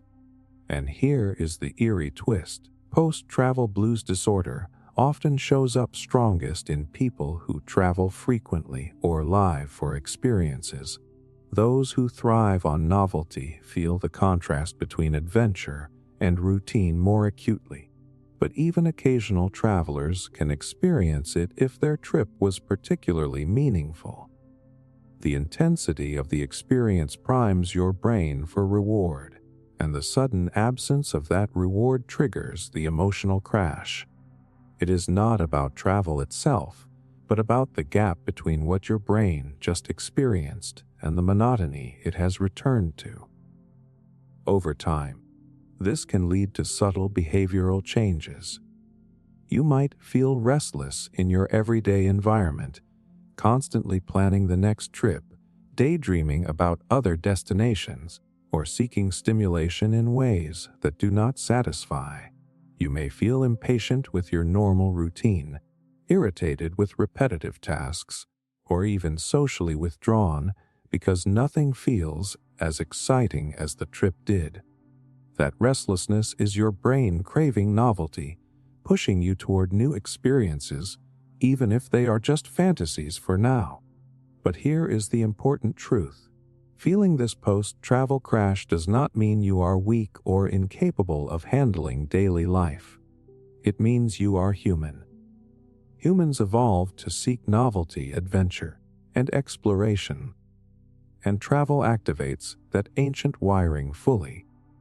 The sadness, nostalgia, and restlessness are signals that you need to honor your brain's need for stimulation and recovery, not ignore it. Allowing yourself a period of adjustment is natural, healthy, and temporary, and modern life can make it worse. Social media constantly bombards us with pictures of other people's adventures while we sit in our routine. That comparison triggers more longing and heightens the emotional crash.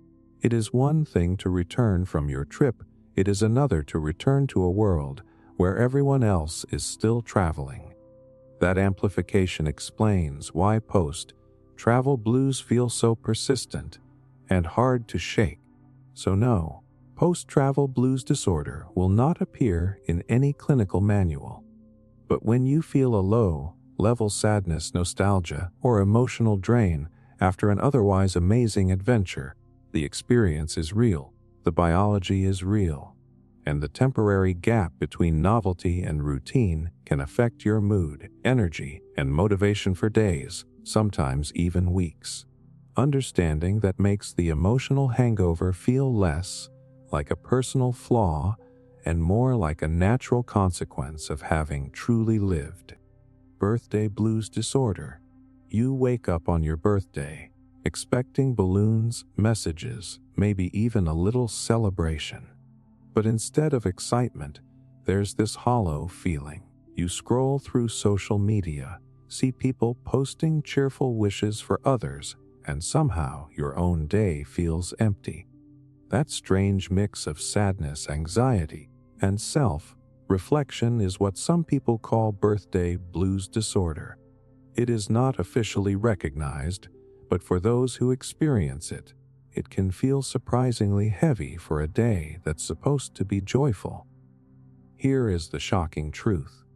Birthdays, while culturally framed as happy milestones, actually trigger intense self-evaluation in the brain.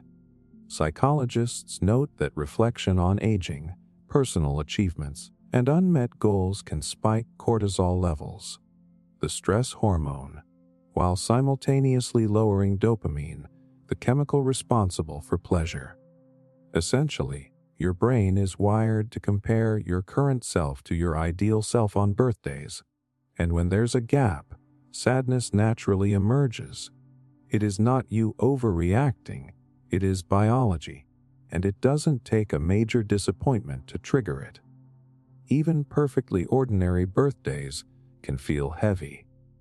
You may notice friends busy with their own lives, plans that don't match the expectations you had, or messages that feel obligatory rather than heartfelt. Suddenly, small things, a delayed text, a forgotten greeting, a canceled dinner, loom large. Your brain interprets these minor social slights as evidence of personal failure, even when that is not the case. But here is the validating truth. Feeling this way does not mean you are ungrateful, selfish, or overly sensitive. It means your mind is processing the passage of time, achievements, and social connections all at once. Birthdays act as a mirror, reflecting not just how old you are, but where you are in life, who you are surrounded by, and whether you feel fulfilled. The emotional intensity is a natural consequence of that reflection, not a sign that something is wrong with you. Picture this. You blow out your candles quietly, smiling for photos, but inside you feel a subtle tension. Thoughts creep in. Have I done enough? Am I where I wanted to be? Are my relationships meaningful? Even when your life is objectively fine, the contrast between expectation and reality can feel crushing. That internal evaluation happens automatically. Your brain does not wait for permission to run a mental audit of your life. And here is the eerie twist. Birthdays also trigger what psychologists call the social comparison effect. On social media, you are bombarded with snapshots of other people's milestone achievements, promotions, engagements, trips, parties. Your mind naturally compares, sometimes harshly, and the sadness intensifies. It's not just about what you have or haven't done. It's about how your life looks compared to others. That combination of self-evaluation and comparison can create a perfect storm of low-level anxiety and melancholy. Over time, this can affect behavior. Some people start to dread their own birthday, withdrawing from friends, declining invitations, or trying to minimize the day entirely. Others overcompensate, seeking validation through extravagant celebrations, constant social media posts, or attention from loved ones to soothe the underlying anxiety. Both responses are attempts to cope with the discomfort that naturally arises from the day's emotional spotlight. But here is the important truth. Experiencing birthday blues disorder is not a personal flaw.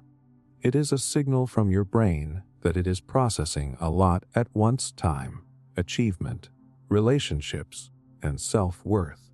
Those feelings are temporary and context-driven, not a reflection of your value or the quality of your life. Recognizing this helps you approach the day with gentleness instead of judgment. You can allow yourself to feel reflective, melancholic, or even anxious without treating it as a failure. Modern life intensifies this too. Social media, constant messaging, and cultural expectations amplify the day's emotional weight. When birthdays are portrayed as ultimate celebrations of success and happiness, any deviation from that ideal can feel like personal inadequacy. Even small lapses, like a forgotten text, can feel monumental. That distortion is what makes birthday blues so universally relatable yet so isolating. So no, birthday blues disorder will not appear in a medical textbook. But when a day that should bring joy instead leaves you feeling reflective, anxious, or low, the experience is real. The emotional weight is real. And knowing that your brain is simply reacting to a combination of reflection, social comparison, and expectation can help you navigate the day with more self-compassion. It is not about being sad for no reason.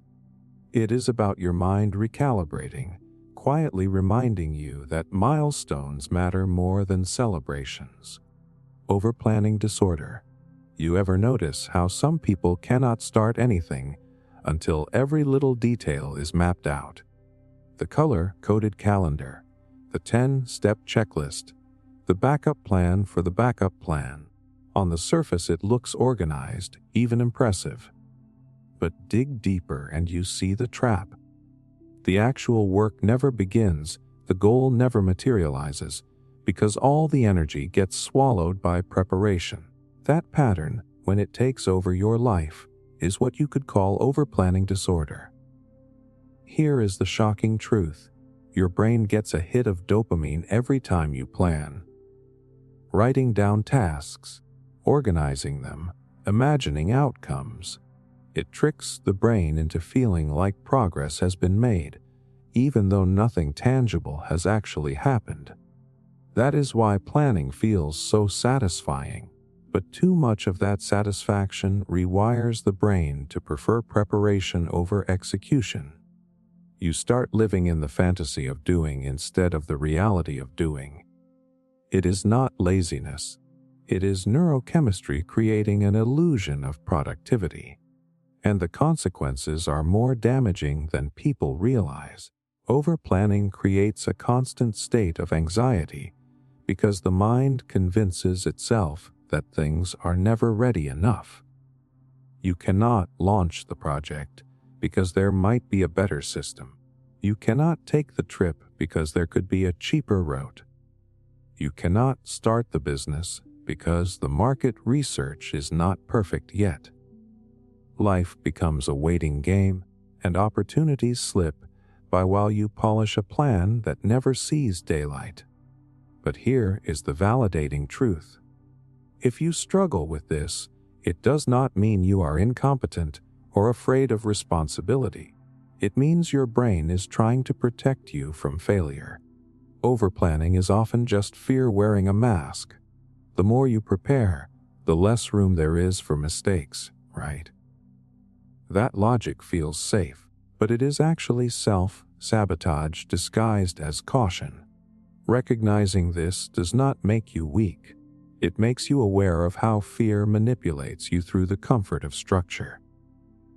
Picture this. You have a brilliant idea for a side hustle. Instead of starting small, you spend weeks designing a logo, comparing software tools, researching the perfect launch strategy. You tell yourself you are making progress, but in reality, you are just circling the runway, never taking off. Months later, The excitement is gone, and the opportunity has passed. That sense of regret, the weight of knowing you never gave it a real chance, is the shadow that follows overplanning disorder. And here is the eerie twist. The people most likely to suffer from it are often the most capable. High achievers, perfectionists, and detail-oriented minds are particularly vulnerable because they value precision. Their strengths become their downfall. Instead of trusting their abilities, they demand flawless conditions before acting. But flawless conditions never come. The obsession with readiness paralyzes them, even when they already have more than enough to begin. Over time, this can breed something worse than missed opportunities. It can erode self-trust. Each time you plan but do not execute, your subconscious learns that your own promises cannot be trusted. That inner doubt compounds until even small actions feel risky. You start hesitating not just with big dreams, but with daily decisions. Even simple tasks, like choosing what to cook or when to exercise, feel overwhelming because the brain has been conditioned to equate planning with safety and action with danger. But here is the important truth. Overplanning does not mean you lack drive. It means your drive has been hijacked by fear and redirected into a safer looking channel. The instinct to prepare is valuable. Planning prevents chaos, reduces stress, and sets clear goals. But when planning becomes an end in itself instead of a bridge to action, it is no longer preparation. It is procrastination in disguise. And seeing that difference is the first step to breaking the cycle. Modern life fuels this problem. Productivity apps, endless tutorials, optimization hacks, all of them create the illusion that you must find the perfect system before starting anything. But the truth is, systems only work once you are already moving. The real clarity comes from doing, not preparing. No app, no list, no color-coded spreadsheet can replace the messy, imperfect act of actually starting. So no, overplanning disorder will not appear in a diagnostic manual.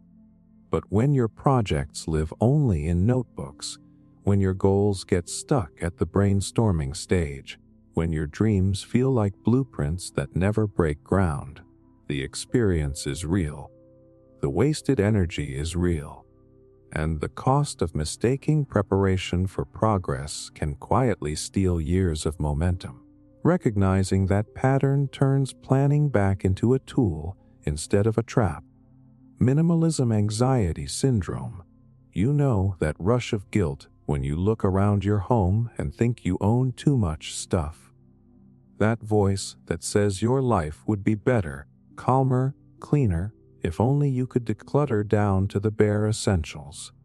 For some, this isn't just a passing thought. It becomes an obsession. A kind of constant tension between wanting less and fearing you will never get it right. That tug of war has been called minimalism anxiety syndrome.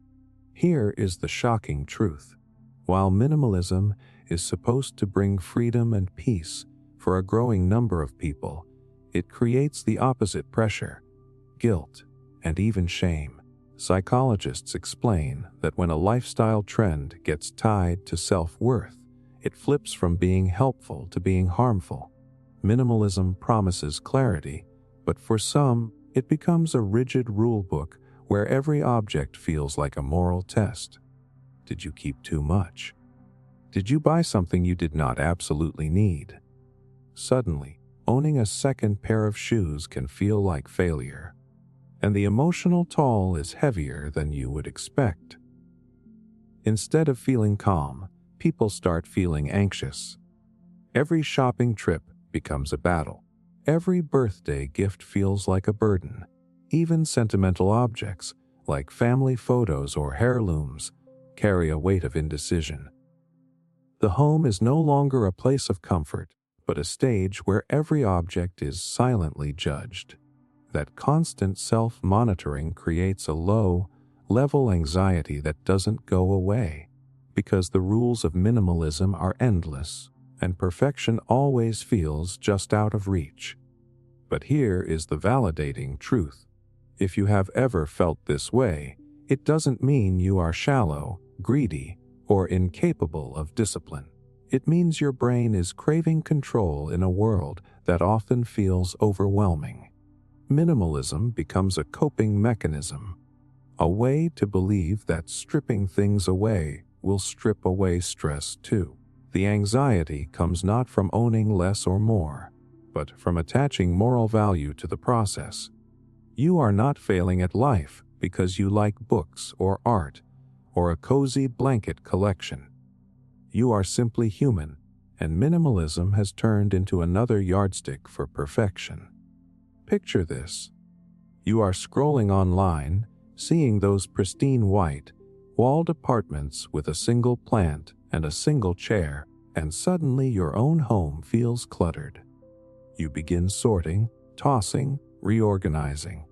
For a moment, you feel relief. Then you look again and wonder if you did enough. Should you get rid of more? Should you feel guilty about wanting new things? That endless cycle of relief followed by doubt is the heart of minimalism anxiety syndrome. And here is the eerie twist. This anxiety often shows up most intensely in people who are already disciplined and mindful. The ones who want to live with intention, who care deeply about their choices, end up carrying the heaviest burden. They turn minimalism into a test of identity, where every item becomes proof of whether they are truly living authentically. Ironically, the pursuit of freedom becomes its own cage. Over time, the effects can bleed into relationships. Friends or family may feel judged for owning too much, or hesitant to give gifts in case they add to the clutter. Some people even avoid inviting others into their homes out of fear that it won't meet the minimalist standard. The anxiety stops being private and starts shaping how you connect with others. Instead of building peace, it builds walls. But here is the important truth. Feeling anxious about minimalism does not mean you are weak. It means you are human in a culture that often sells perfection under the disguise of simplicity. The original spirit of minimalism was about freedom, freeing yourself from excess, not shackling yourself to rules. Owning objects is not the enemy. Guilt is. And the only way out of minimalism anxiety syndrome is to realize that living with intention is about choosing what adds value to your life, not about passing a purity test. Modern life intensifies this problem. Social media glorifies extreme minimalism, tiny homes, capsule wardrobes, empty countertops. The images are curated to look serene, but behind the scenes, they often hide the same chaos we all deal with. Yet the comparison still creates anxiety. When you measure your real, messy, lived-in home against a staged photo, it is easy to feel like you are failing. That is why the syndrome resonates with so many. It is not about minimalism itself. It is about the pressure to prove you are doing it perfectly. So no, minimalism anxiety syndrome will never appear in a clinical manual. But when your attempt to live simply leaves you restless, guilty, or on edge, the experience is real. The tension is real. And the pursuit of less should not cost you your peace of mind. Minimalism was meant to lighten the load, not add another invisible weight. Foodie obsession disorder. You sit down at a restaurant, and instead of simply enjoying the meal in front of you, your mind starts racing. Should I photograph it first? Should I review it later? Should I compare it to that other place I tried last week? Instead of tasting, you are thinking. Instead of savoring, you are documenting. What began as a love of food has morphed into something heavier, an obsession. That creeping tension is what many jokingly call foodie obsession disorder. Here is the shocking truth. Eating is one of the most primal, grounding human experiences. But in the age of social media and endless culinary content, food has been elevated into performance. Psychologists point out that dopamine spikes not only when we eat delicious food, but also when we anticipate it, post about it, or receive likes for sharing it. The brain gets rewired to crave not just flavor, but the validation tied to flavor. Suddenly, food is not nourishment, it is identity. And when identity is on the line, obsession follows, and it goes deeper than taking photos of lats. Foodie culture, while fun on the surface, can trigger real anxiety. What if you miss the newest restaurant? What if your meal is not Instagram worthy? What if you cook something basic when everyone else is perfecting sourdough starters? The joy of eating gets swallowed by the pressure to keep up. It is no longer about taste. It is about status, novelty, and being seen as someone who knows food. But here is the validating truth. If you feel caught up in this cycle, it does not mean you are shallow or vain. It means your brain is responding to a culture that constantly elevates food into entertainment. Think about it: food shows, recipe reels, review apps, Michelin star hunts. The environment trains you to see eating as a competitive sport. Your attention is not failing you, it is being hijacked. Foodie obsession disorder is less about personal weakness and more about living in a world that gamifies something as basic as dinner. Picture this. A group of friends sits down to eat. Before the first bite, phones are out. Angles are tested, lighting adjusted, plates rearranged. The food grows cold while everyone captures the perfect shot. Finally, the eating begins, but the mood is already shifted. Instead of laughing and enjoying, people are comparing photos, debating filters, scrolling hashtags. What could have been a simple moment of connection has turned into a mini performance. That's subtle exhaustion. The feeling that meals are no longer private but public is the hidden cost of foodie obsession disorder. And here is the eerie twist. The people most likely to get trapped are the ones who genuinely love food. The passion starts pure curiosity about flavors, joy in trying new things. But when passion meets pressure, it spirals.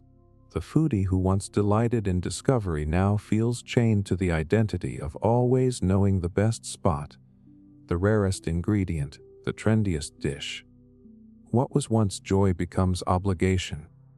Over time, this can affect relationships and self-esteem. Friends may feel overshadowed by the obsession, as if meals are never about togetherness but about content. Families may feel judged for simple home cooking, and on a personal level, you may start feeling restless or unsatisfied unless the food experience is extraordinary. Regular meals, the kind that make up most of life, start to feel boring or even depressing. That disconnect creates a quiet dissatisfaction that lingers long after the meal ends. But here is the important truth. If food has started to feel more like performance than pleasure, it does not mean you do not love eating. It means the cultural noise around food has drowned out your natural joy. The real antidote is not giving up your passion, but reclaiming it. Food at its core is about connection, nourishment, and comfort. The best moments rarely come from the perfect photo or the fanciest restaurant. They come from messy dinners, late night snacks, meals that feed both body and soul without an audience. Modern life amplifies this obsession. Apps track your meals, influencers broadcast every bite, algorithms push the hottest food trends daily. With that constant exposure, it is no wonder the brain gets wired to chase novelty and validation. But the truth is, You do not need the trendiest plate to be satisfied. Sometimes the most nourishing meal is the simplest one, not because it looks good, but because it feels good. So no, foodie obsession disorder will not show up in a medical manual. But when eating becomes a performance, when meals feel more like homework than joy, when the love of food gets tangled with anxiety about how it looks or how it ranks, the experience is real. The obsession is real. And remembering that food is meant to be lived, not performed, can help loosen the grip of that invisible disorder. Career identity crisis syndrome. You sit at your desk, staring at the screen, and the question sneaks in, is this really me? Maybe you have the title, the paycheck, the respect.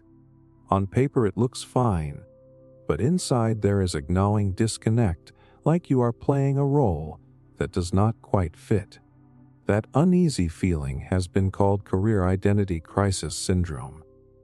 Not an official diagnosis, but it explains why so many people feel restless and lost even in careers they worked hard to build. Here is the shocking truth. Human beings tie identity to work more than almost anything else. In conversations, the first question is always, "What do you do?" That question turns jobs into labels, and labels into identities. Psychologists have found that when there is a mismatch between the role you perform and the person you feel you are, the brain interprets it as a threat. Stress hormones rise, motivation drops, and you begin to feel hollow, not because the work itself is bad, but because it feels like the wrong costume. And the impact is deeper than boredom or mild dissatisfaction. Career identity crises often bring anxiety, depression, and even physical fatigue. You may drag yourself through the day, constantly daydream about quitting, or feel guilty for not being more grateful. That guilt is crushing because society tells you that if you have a stable job, you should be happy. But the truth is, when your career does not align with your values or your sense of self, no amount of gratitude can override the dissonance. But here is the validating truth. If you feel trapped in this way, it does not mean you are ungrateful, lazy, or lost. It means your brain is signaling a misalignment between who you are and what you do. That misalignment is not a flaw. It is feedback. Just as physical pain tells you something in the body needs attention, career pain tells you something in your identity is being ignored. Listening to that signal is not weakness. It is honesty. Picture this. You went to school, followed the path, landed the job. At first it felt exciting. Then the excitement faded. Years later, you realize you have been climbing a ladder that may not even be leaning against the right wall. You catch yourself asking questions late at night. Is this all there is? Did I choose this, or did it choose me? The disorientation feels like losing a map. You are moving, but you are not sure where or why. That is the essence of career identity crisis syndrome. And here is the eerie twist. The crisis does not only hit people who dislike their work, it often hits high achievers who are objectively successful. Doctors, lawyers, executives, people who appear to have it all together, are sometimes the ones who feel it the most, because the more invested you are, the scarier it feels to admit it does not fit. The identity is so intertwined with the career that questioning the job feels like questioning your entire existence. Over time, this can create a cycle. You push harder, hoping achievement will fill the void. You chase promotions, new roles, or bigger paychecks, only to find the emptiness follows you. That cycle leads to burnout, resentment, and sometimes sudden, drastic life changes. Some people quit out of nowhere. Others stay and wither in silence. Either way, the core issue is not the job itself. It is the fragile link between career and identity. But here is the important truth. Having a career identity crisis does not mean you are doomed. It means your sense of self is evolving, and your current work no longer reflects it. That is not a failure, it is growth. People are not static. You outgrow clothes, habits, even cities. Outgrowing a career identity is no different. It is a sign you are ready to realign your outer life with your inner life. Modern culture makes this harder. Social media amplifies comparison. You see people posting about dream jobs, startups, passion projects, and you feel like you are falling behind. At the same time, society glorifies stability, making it scary to admit you want change. Stuck between those two pressures, it is no wonder so many people feel trapped. The crisis comes not from weakness, but from carrying contradictory expectations. So no, career identity crisis syndrome will not appear in a medical textbook.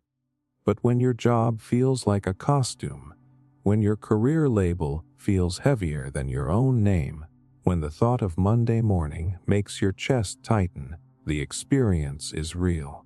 The conflict is real. And the truth is, your career is not your identity. It is only one part of it. Real peace comes when the role you play matches the person you are, not when you force yourself to live a script that no longer fits. Perfectionism overdrive syndrome. You know that restless urge where nothing ever feels finished enough. The essay could be sharper, the presentation cleaner, the workout longer, the apartment tidier. No matter how much you do, your brain whispers, "Not yet, not good enough." That relentless drive, when it stops pushing you forward and starts draining you dry, is what people describe as perfectionism overdrive syndrome. Here is the shocking truth. Striving for high standards is not the problem.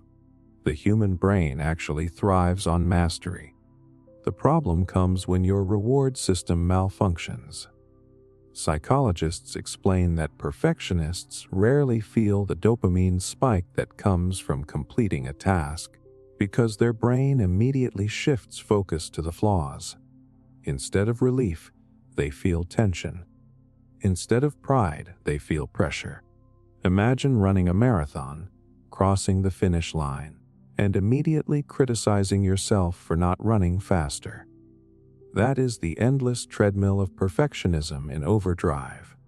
And the toll it takes is brutal. Chronic stress, procrastination, and burnout are just the beginning. The body gets stuck in a loop of cortisol spikes, the stress hormone, which makes concentration harder and sleep worse. Ironically, perfectionism often kills productivity, because the fear of not doing it perfectly delays starting at all. Projects sit half-finished. Ideas never see daylight.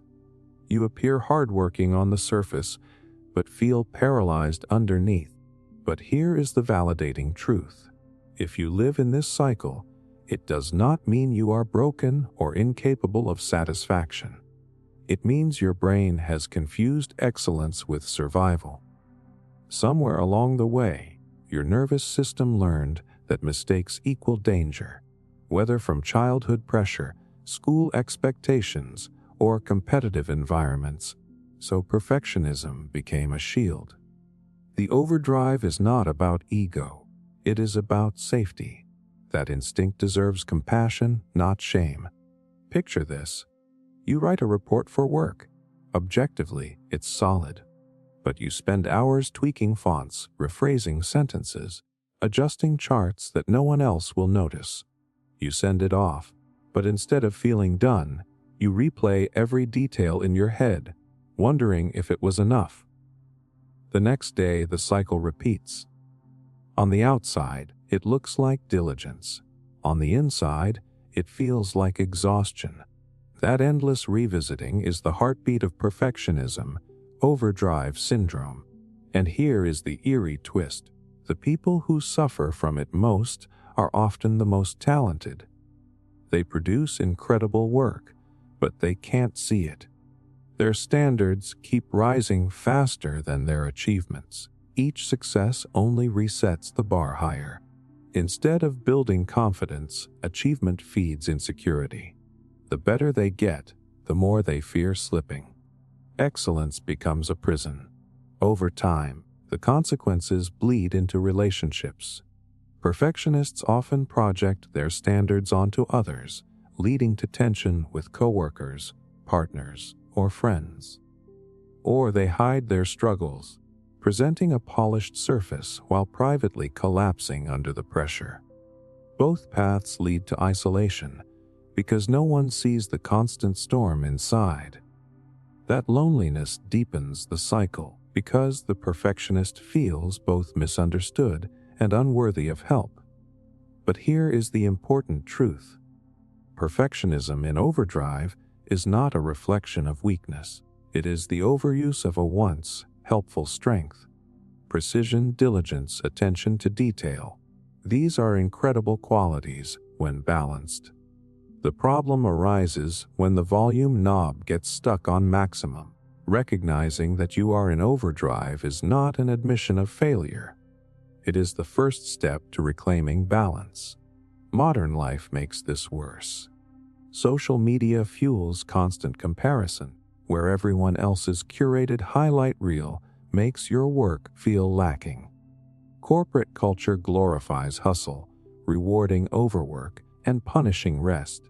Even wellness trends turn into competitions.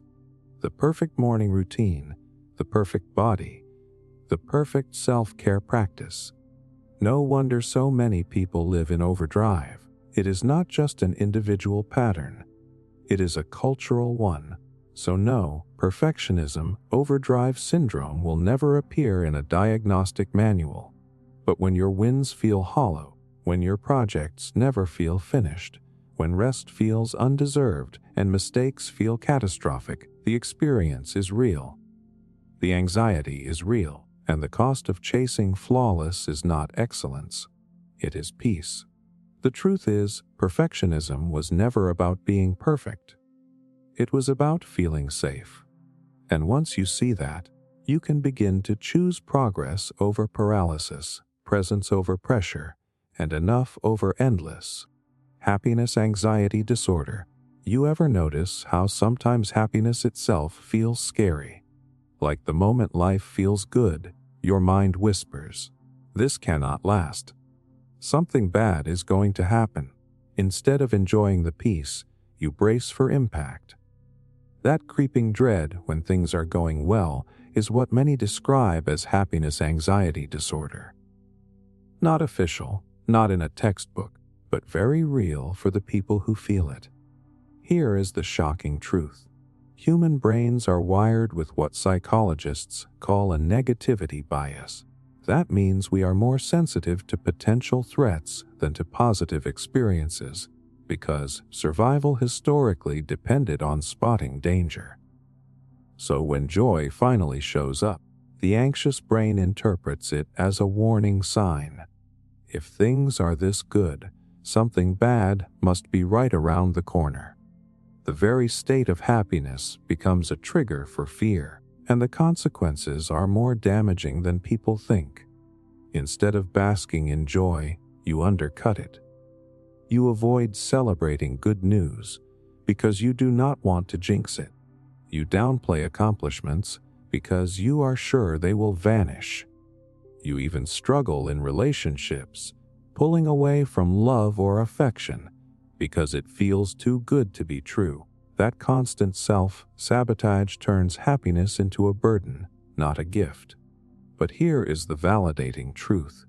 If you live this way, it does not mean you are broken, ungrateful, or incapable of joy. It means your nervous system has been conditioned to associate happiness with danger. For some, this comes from past experiences where good times really were followed by loss. A breakup after a loving relationship, financial collapse after success, illness after health. The brain connects joy with risk, and over time, the fear becomes automatic. Happiness itself feels unsafe. Picture this. You finally get the promotion you have been working toward. Instead of celebrating, your stomach twists. You think, what if I cannot handle it? What if they made a mistake? What if I lose it tomorrow? The moment that should have been pure relief is overshadowed by dread. That shift, from joy to fear in seconds, is the heartbeat of happiness-anxiety disorder. And here is the eerie twist. People with this struggle often appear outwardly stable and successful. They smile, they function, they achieve. But inside, they never fully let themselves relax. Because joy feels temporary, they keep scanning for what could go wrong. Ironically, the fear of losing happiness prevents them from ever fully feeling it. It is like living in a house you never sit down in, because you are always checking the locks. Over time, this can create a dangerous cycle. You begin to avoid situations that might bring happiness, because happiness triggers anxiety. You sabotage relationships, delay achievements, or downplay moments of peace.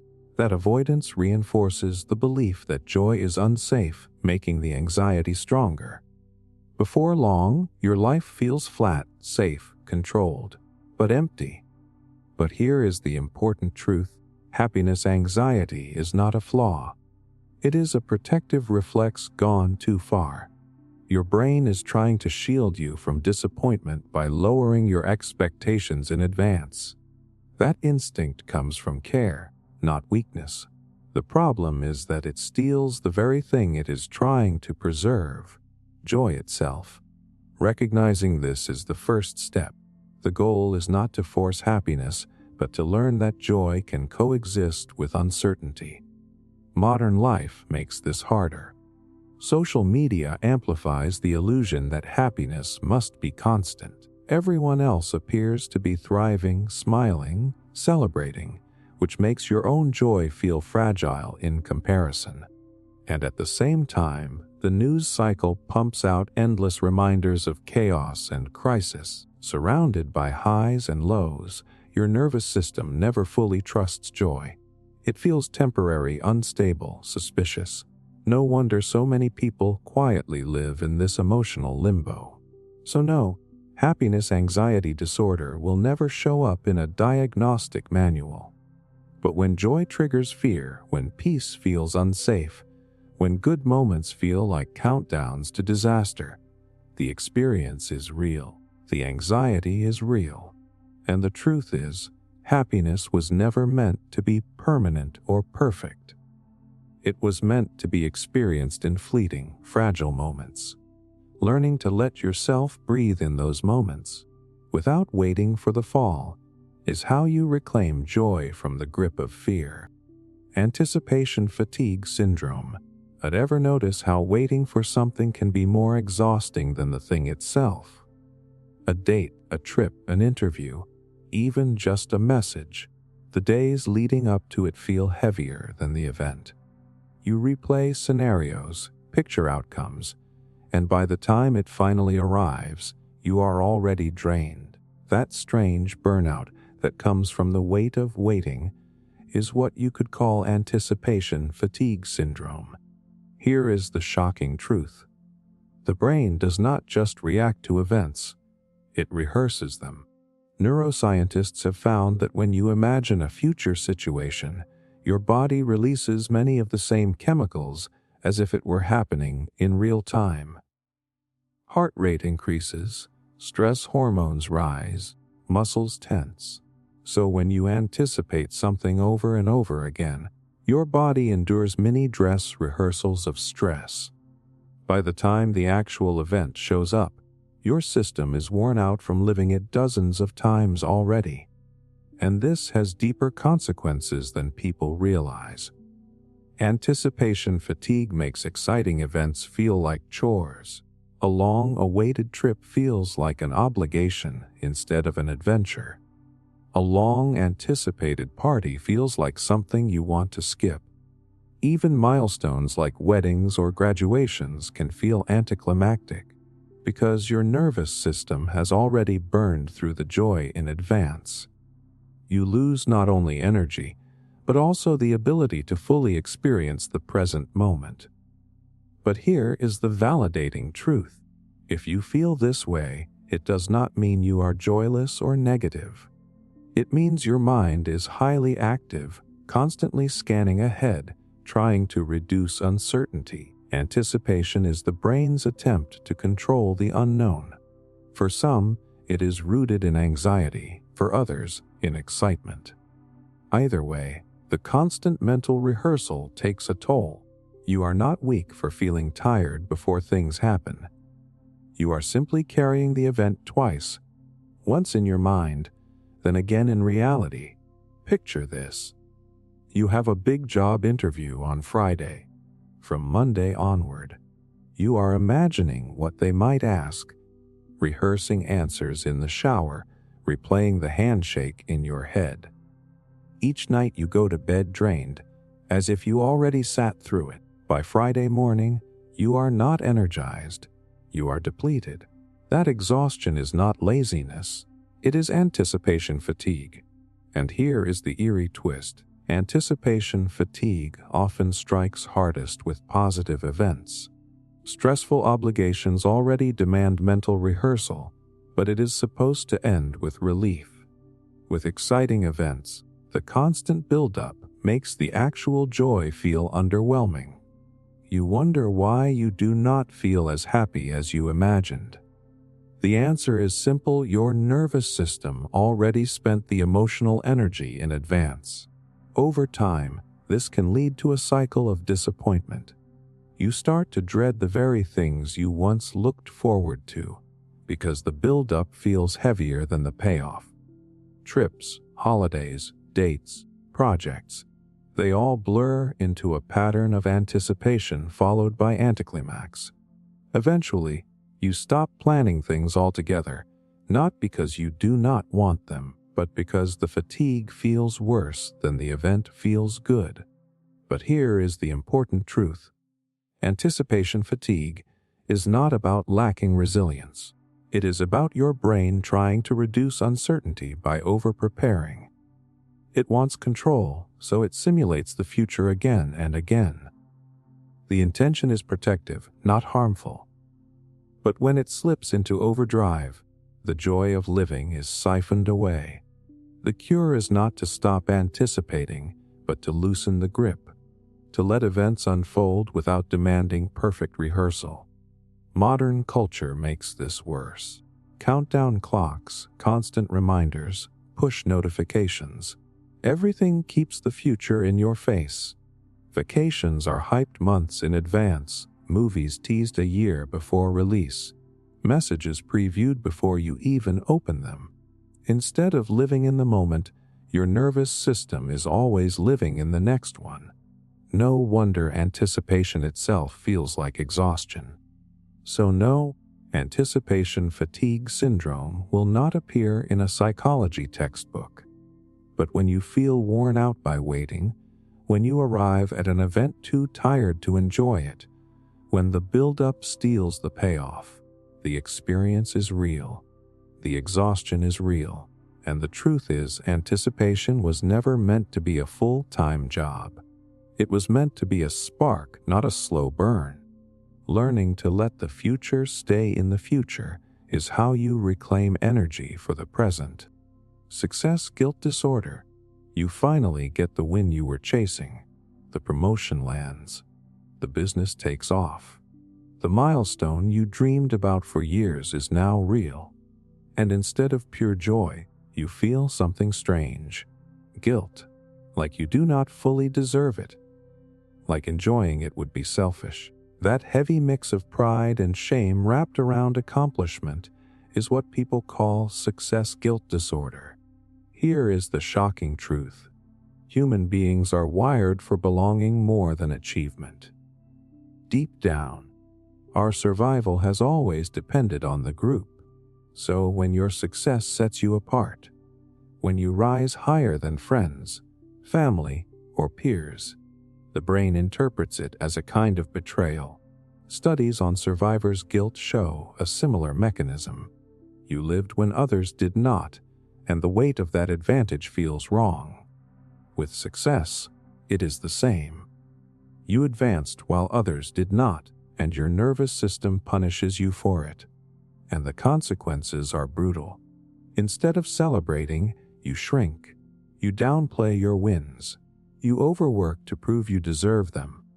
Or worse, you sabotage your own success, afraid that enjoying it will make you unlikable or selfish. That guilt robs not just the victory, but the energy you could have used to grow further. You end up treating your own achievements like secrets, hiding them in shame instead of sharing them in pride. But here is the validating truth. If you have ever felt this, it does not mean you are ungrateful or weak. It means you have a strong sense of empathy. Success guilt is often a sign of deep compassion, the ability to notice how your gain might contrast with someone else's struggle. That awareness is beautiful. The problem comes when compassion curdles into self-punishment. Feeling guilty for winning does not ease anyone else's pain. It only diminishes your light. Picture this. You are the first in your family to graduate college. Everyone congratulates you, but inside you feel torn. You know how hard your parents worked without ever getting this chance. You feel like you are leaving them behind, even though they are proud of you. Instead of walking with your head high, you shrink into the background, almost apologizing for your accomplishment. That bittersweet tension is the heartbeat of success guilt disorder. And here is the eerie twist. Success guilt shows up most in people who worked the hardest to get where they are. The self-made entrepreneur, the first-generation professional, the underdog who beat the odds. They fought uphill battles, but when they finally break through, instead of relief, they feel alienation. Because success changes identity, and identity shifts can feel like abandonment. You are not just moving forward, you are moving away from where you came from. Over time, this guilt can quietly sabotage progress. You hesitate to take opportunities. You say no to growth out of fear of being too much. You give away credit to avoid standing out. Sometimes, you even settle for less than you deserve, as if shrinking yourself could make others more comfortable. That cycle keeps you trapped, not by failure, but by the fear of success itself. But here is the important truth. Success guilt is not a flaw. It is empathy misdirected. The instinct to care about others is noble, but guilt does not serve them. Growth does. When you rise, you create space for others to rise too. When you succeed authentically, you show what is possible. The real antidote to success guilt is reframing your win as a bridge, not a betrayal. Your achievement does not separate you from others. It expands what is possible for them. Modern culture makes this harder. Social media glorifies hustle, but also shames privilege. People are quick to call out anyone who seems to have too much. At the same time, families and communities sometimes unintentionally reinforce guilt by saying things like, "Don't forget where you came from," or "must be nice." That constant pressure teaches people to dim their glow, to make success look smaller, so it does not offend anyone. But dimming does not heal guilt. It only deepens it. So no, success guilt disorder will not show up in a medical manual. But when wins feel heavy, when pride feels unsafe, when you hide your victories instead of celebrating them, the experience is real. The shame is real. And the truth is, guilt has never paid a bill, healed a wound, or lifted a friend. What does? Fully owning your success, then using it to build, to share, to inspire. Success was never meant to make you feel smaller. It was meant to show you, and everyone watching, What is possible when you stop apologizing for shining? Pet separation anxiety disorder. You tell yourself it is silly, but every time you leave the house without your pet, your chest tightens. You worry if they are lonely, if they are safe, if they are staring at the door waiting for you. A quick trip to the grocery store feels like an eternity. That quiet ache when you are apart from your furry companion is what people describe as pet separation anxiety disorder. Not official, but if you have felt it, you know it is real. Here is the shocking truth. Psychologists have found that our bonds with pets trigger the same attachment systems in the brain as human relationships. Oxytocin, often called the bonding hormone, floods when you interact with your pet. That bond is so strong that when you separate, the absence feels like a rupture in the attachment system. Your brain reacts as if you are leaving behind a loved one, because in a very real way you are. And the consequences go beyond missing them. Some people avoid travel entirely because they cannot bear the thought of leaving their pet behind. Others rush home from social events early, plagued by guilt for being away too long. Some even install cameras to monitor their pets constantly, only to spend half the day obsessing over the feed. What should be joy, having a loyal companion, turns into anxiety, guilt, and restriction. But here is the validating truth. If you feel this way, it does not mean you are overdramatic or childish. It means your attachment system works deeply. Pets are not accessories, they are family. Studies show that for many people, losing a pet activates grief circuits in the brain identical to losing a human loved one. So it makes perfect sense that being away from them, even temporarily, stirs up anxiety.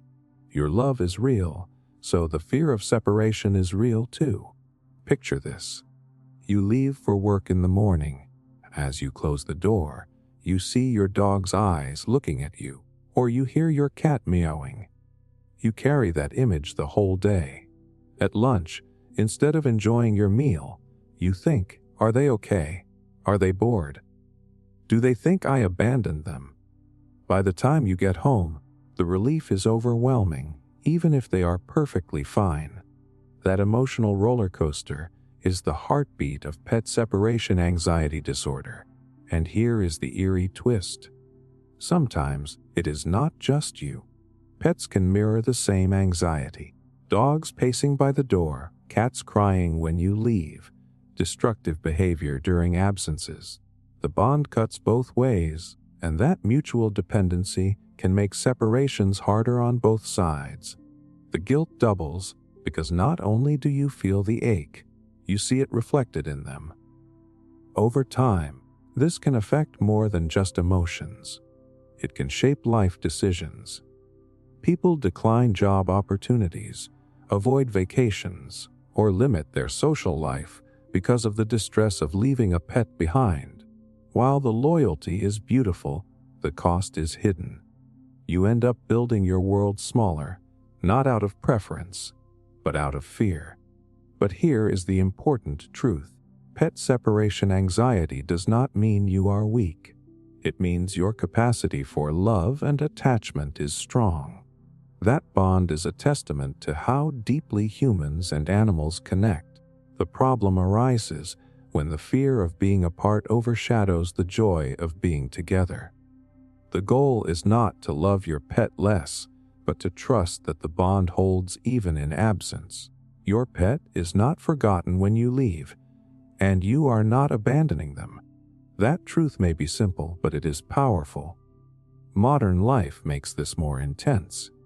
With remote work, many people spent years with their pets by their side constantly. Now, returning to offices or traveling again feels like tearing away.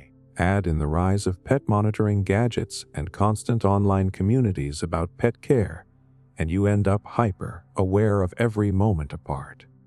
The love deepens, but so does the anxiety. So no, pet separation anxiety disorder will not appear in a psychiatric manual. But when your heart races as you close the door, when guilt shadows your day, when you miss them so much it hurts even during short trips, the experience is real. The attachment is real. And the truth is, missing your pet does not mean something is wrong with you. It means something is right. It means you are capable of a bond so deep that even absence cannot break it. Information overload syndrome. Ever feel like your brain has too many tabs open? You scroll the news, check emails, answer texts, listen to a podcast, all while thinking about your to-do list. By the end of the day, you are not just tired, you are fried. Your brain feels like a cluttered desk with papers spilling everywhere. That suffocating, scattered exhaustion is what people describe as information overload syndrome. Here is the shocking truth. The human brain was never designed to process this much input. Thousands of years ago, survival depended on tracking a few key things: food, weather, social cues. Today, in a single morning, you take in more information than your ancestors processed in a month. Neurologists explain that the prefrontal cortex, the part of the brain responsible for decision-making, becomes overwhelmed when bombarded with too many inputs. It starts dropping the ball, leading to poor memory, mental fatigue, and constant distraction. And the consequences are not just mental. Information overload can trigger physical symptoms: headaches, muscle tension, even insomnia. When your brain is overstimulated, it keeps firing long after the day ends, leaving you restless at night. It also leads to decision fatigue, where even small choices, what to eat, what to wear, what email to answer first, feel overwhelming. The more input you absorb, the harder it becomes to act on any of it. But here is the validating truth. If you feel scattered, forgetful, or mentally exhausted, it does not mean you are weak or lazy. It means your brain is operating at full capacity in a world that never stops pouring more in. Just as a computer crashes when too many programs run at once, your mind struggles when overloaded. That is not a character flaw, it is simply biology. Your limits are real, and reaching them does not make you less capable. It makes you human. Picture this. You wake up, check your phone, and within 10 minutes you have absorbed news headlines, weather alerts, Instagram posts, work emails, and texts from friends. Before you even leave bed, your brain is juggling half a dozen different narratives. By noon, you feel drained, even though you have not done anything physically taxing. That exhaustion is not in your imagination. It is the weight of constant input pressing on a system that was never meant to carry it all. And here is the eerie twist. Information overload actually reduces knowledge. The more you consume, the less you retain. Studies show that when people absorb too much information at once, their recall drops sharply. You think you are learning, but what actually sticks is shallow. The brain trades depth for breadth, leaving you overstimulated but undernourished. You know a little about everything and nothing deeply. Over time, this creates a dangerous cycle. Because you feel scattered and forgetful, you assume you need to consume more to catch up. You refresh the feed, read another article, binge another thread. But more input only worsens the overload. Instead of clarity, you get noise. Instead of direction, you get paralysis. And slowly, you lose touch with your own thoughts, buried under everyone else's. But here is the important truth. Information itself is not the enemy. The problem is volume without digestion. Your brain is built to process and apply knowledge, not drown in it. When you create space, even a little, your mind begins to sort, prioritize, and integrate what matters. Overload turns back into clarity the moment you stop chasing everything and start letting some things go.